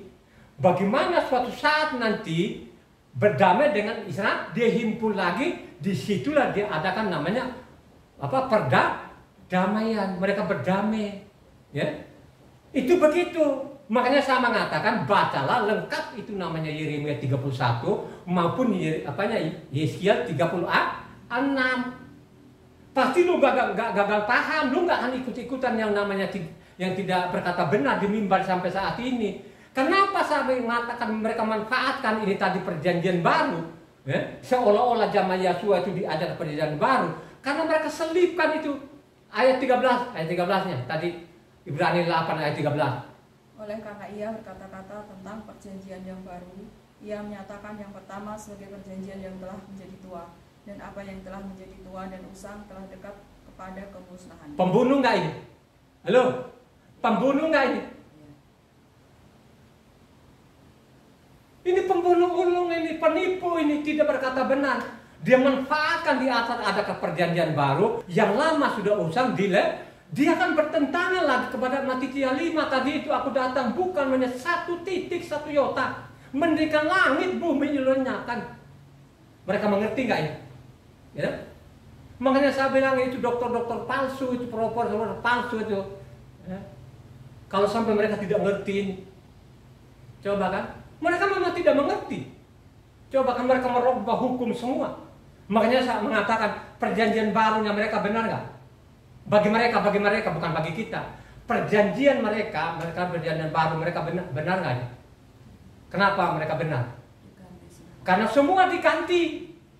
Jadi yang mereka bilang perjanjian baru ini, orang Kristen loh ya, saya sebut aja mereka orang Kristen ini, ada namanya perjanjian lama dengan ada perjanjian baru. Yang bilang tadi yang lama sudah tua, dibuang. Makanya sekarang ada namanya perjanjian baru. Sekarang perjanjian baru mereka, coba kita lihat. Nama orang, nama rasul-rasul, semua diganti. Bernama Eropa. Ya, jadi ingat baik-baik ya. Nama-nama ini yang mereka perjanjian barunya mereka orang Eropa ini yang kita pegang sampai sekarang ini semua diperbarui. Nama orang perbarui, nama Tuhannya jadi Yesua, jadi Yesus, semua diperbarui. Termasuk ibadah mingguannya ada minggu, minggu, buang namanya Sabat, termasuk namanya perayaan tahunan, ada namanya Natal, termasuk juga namanya Pesak. Pesak di dalam kitab suci tidak ada namanya Jumat Agung. Sampai jungkir balik, kepala di bawah, kaki di atas, tidak pernah namanya ada tulisan Jumat Agung. Kalau tafsirannya mereka ini menafsirkan itu yang salah, betul. Ada sumbernya. Sumbernya di mana? Karena pada waktu dia mati katanya ada namanya hari persiapan. Yang masuk dalam kepalanya orang Kristen itu dia anggap itu persiapan Sabat mingguan. Padahal kalau kita baca di dalam kitab suci yang dimaksud namanya hari persiapan itu, persiapan domba-domba tanggal 13 itu, masuk 14 itu namanya Pesak. Jadi namanya Sabat di dalam hanya mereka baca sepotong Sabat tapi tidak baca selanjutnya. Kalau mereka baca selanjutnya namanya Sabat besar. Kalau aslinya Sabat Hagadol, Sabat besar, Sabat agung. Yang dimaksud Sabat agung itu adalah namanya Pesak, karena pesak itu tidak boleh namanya diganti, kekal namanya. Satu hukum berlaku apa? Halo? Israel asing. Satu hukum berlaku orang Israel maupun orang asing. Dicatat lalu di sana di mana? Keluaran 12 ayat 49 ya.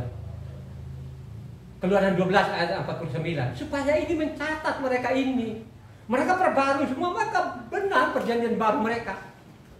Satu hukum saja akan berlaku untuk orang asli dan untuk orang asing yang menetap di tengah-tengah kamu. Jadi satu hukum berlaku, hukum Pesak tadi kepada Israel maupun orang tidak boleh berbeda hukum. Itulah orang-orang benar. Sekarang diajar kita ada namanya Jumat Agung. Coba kan, mereka bikinkan Jumat Agung, mereka bikinkan Pesak hari Minggu. Jadi kebangkitan itu mereka bilangnya hari Minggu. Yang mengajar ini siapa? Mereka berkata benar nggak hari ini? Tidak berkata benar. Ya? Siapa yang mau melawan ini? Ya? Ini kan dosanya dari Eropa. Nah, yang dibawa di Indonesia ini. Ya? Karena memang dulu kan dia penjajah kan gitu kan, coba kan? Merusak namanya tatanan Tuhan ini. Betul mereka bilang perjanjian baru karena semua diperbarui. Bayangkan aja namanya Yakob jadi James. Kalau ada otaknya orang itu, kenapa sih orang ini namanya Yakob kenapa jadi James? Coba kan? Udah bagus-bagus namanya Matikiah gitu kan? Ya? Sudah diganti namanya Matius, mengganti Mateus. Coba kan? Makanya orang Kristen orang paling bingung di dunia. Kenapa saya bilang dia paling bingung di dunia? Misalnya dulu namanya, sekarang dia bernama Yohanes, dulu dia bernama Yahya. Habis itu dia mikir lagi, dia cari lagi, dia perbarui lagi. Sekarang dia bernama siapa? Yohanes. Kalau di aslinya sana John. Coba kan ini orang berkata benar nggak ini? Mereka tidak berkata benar, penipu ini.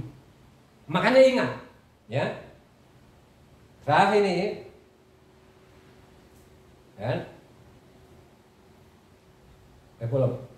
Coba baca lagi ini. Ini saya bilang taktik-taktik mereka ini. Ibrani 10 ayat 9. Ya. Ibrani 10 ayat 9. Ini mama penulis ini ngawur betul ini. Ngawur betul. Bukan Rasul Saul ya. Jadi kalau Ibrani sebenarnya aslinya kan Rasul Saul. Ini bukan ini. Ini namanya pena-pena palsu ini. Penulis-penulis palsu, penipu-penipu ini. Baca ayatnya 10 Ibrani 10 ayat 9. Dan kemudian katanya, sungguh aku datang untuk melakukan kehendak-Mu. Yang pertama ia hapuskan supaya menegakkan yang kedua. Coba yang pertama itu dihapuskan, dibuang itu, yang baru ditegakkan. Ini namanya pembunuh-pembunuh ini, jangan kau ikuti. Marilah kau pergunakan waktu kau baca kitab, pasti kau selamat. Ya? Sebelum lu dicabut nyawamu, harus kau belajar kitab suci ini. Ya? Lanjut, Ibrani 10 ayatnya 16-17. Sebab setelah ia berfirman, inilah perjanjian yang akan kuadakan dengan mereka sesudah waktu itu. Ia berfirman pula, aku akan menaruh hukumku dalam hati mereka dan menuliskannya dalam akal budi mereka. Dan aku tidak lagi mengingat dosa-dosa dan kesalahan mereka. Padahal ini kan sama dengan tadi namanya Ibrani 8 ayatnya 8-12. Ini juga kutipan dari mana? Yeremia 31 loh. Kalau orang meneliti saudara. Saya teliti ini kan kutipan dari Yeremia, benar nggak Ibu Ani? Benar. Jadi itu kutipan dari Yeremia 31 saudara. Ya. Coba kan, ya. Makanya kalau kau tidak teguh berdiri, tegak di situ saudara, kau mati. Ya. Ingat baik-baik ya. Efesus 6 ayat 14. Ini kau catat baik-baik ya, kau taruh dalam hatimu. Efesus 6 ayat 14 ini, kau benar-benar taruh di hatimu. Lu tukik benar-benar di hatimu, sekalipun diolok, sekalipun dihina, mungkin saja tidak ada pengikutnya, segala macam. Jangan kau kecil hati. Jangan kau kecil hati. Berdirilah dalam kebenaran itu dengan sekokok-kokoknya. Baca namanya Efesus 6 ayat 14. Jadi berdirilah tegap, berikat pinggangkan kebenaran dan berbaju zirahkan keadilan. Saya mau tanya pembaca, ini kutipan atau tulisan aslinya? Kutipan. Ini kutipan dari Yesaya 11 ayatnya 5. Pak, coba. Ini tadi Efesus namanya 6 ayatnya 14 ini. Ini tulisan aslinya ada Yesaya 11 ayatnya 5. Coba dengarkan itu. Ia tidak akan menyimpang dari kebenaran dan kesetiaan seperti ikat pinggang tetap terikat pada pinggang. Coba kan, ulang ini. Ia tidak akan menyimpang dari kebenaran dan kesetiaan seperti ikat pinggang tetap terikat pada pinggang. Jadi kebenaran itu lo ikat di pinggang. Karena kebenaran itulah yang menguatkan engkau, saudara. Ya. Jadi harus kau berdiri tegak, teguh kokoh di atas kebenaran itu. Kebenaran yang dimaksud itu adalah Taurat segala berdiri di atas Taurat itu. Harus engkau berdiri tegak di situ. Jangan engkau tergiur, jangan engkau terkecoh. Karena itu tulisan aslinya di Yesaya 11 ayat 5 maupun Yesaya 59 ayat 17. Ia mengenakan keadilan sebagai baju zirah dan ketopong keselamatan ada di kepalanya. Ia mengenakan pakaian pembalasan dan menyelubungkan kecemburuan sebagai jubah. Sekalipun dihina, diolok-olok, mereka itu kan kelompok ini sudah zaman bahula. Jangan engkau kecil hati, tetap saja berdiri kokoh di atas kebenaran itu. Taurat itu ikat di pinggangmu, tukik di dalam hatimu, pasti engkau selamat. Amin. Ya. Jadi saya peringatkan lagi, sekali lagi kau baca lagi Efesus 6 ayat 14. Jadi berdirilah tegap, berikat pinggangkan kebenaran, dan berbaju sirahkan keadilan. Makanya kenapa namanya Raja Daud itu dikatakan raja benar? Karena dia tegakkan keadilan dan kebenaran dan keadilan. Ya. Jadi dia berikatkan pinggang, namanya kebenaran yang dimaksud itu adalah hukum-hukumnya Tuhan atau tak tahu, sekalipun dihina, diolok-olok, tidak ada pengikutmu. Jangan engkau kecil hati. Berdirilah tegak, kokoh, kuat. Ya. Sekalipun mungkin secara materimu nggak ada, tidak ada pengikutmu, berdirilah tegap itu sampai selama-lamanya. Selama lu masih ada nampas kehidupan itu, peganglah namanya hukumnya Tuhan itu sampai selama-lamanya. Amin.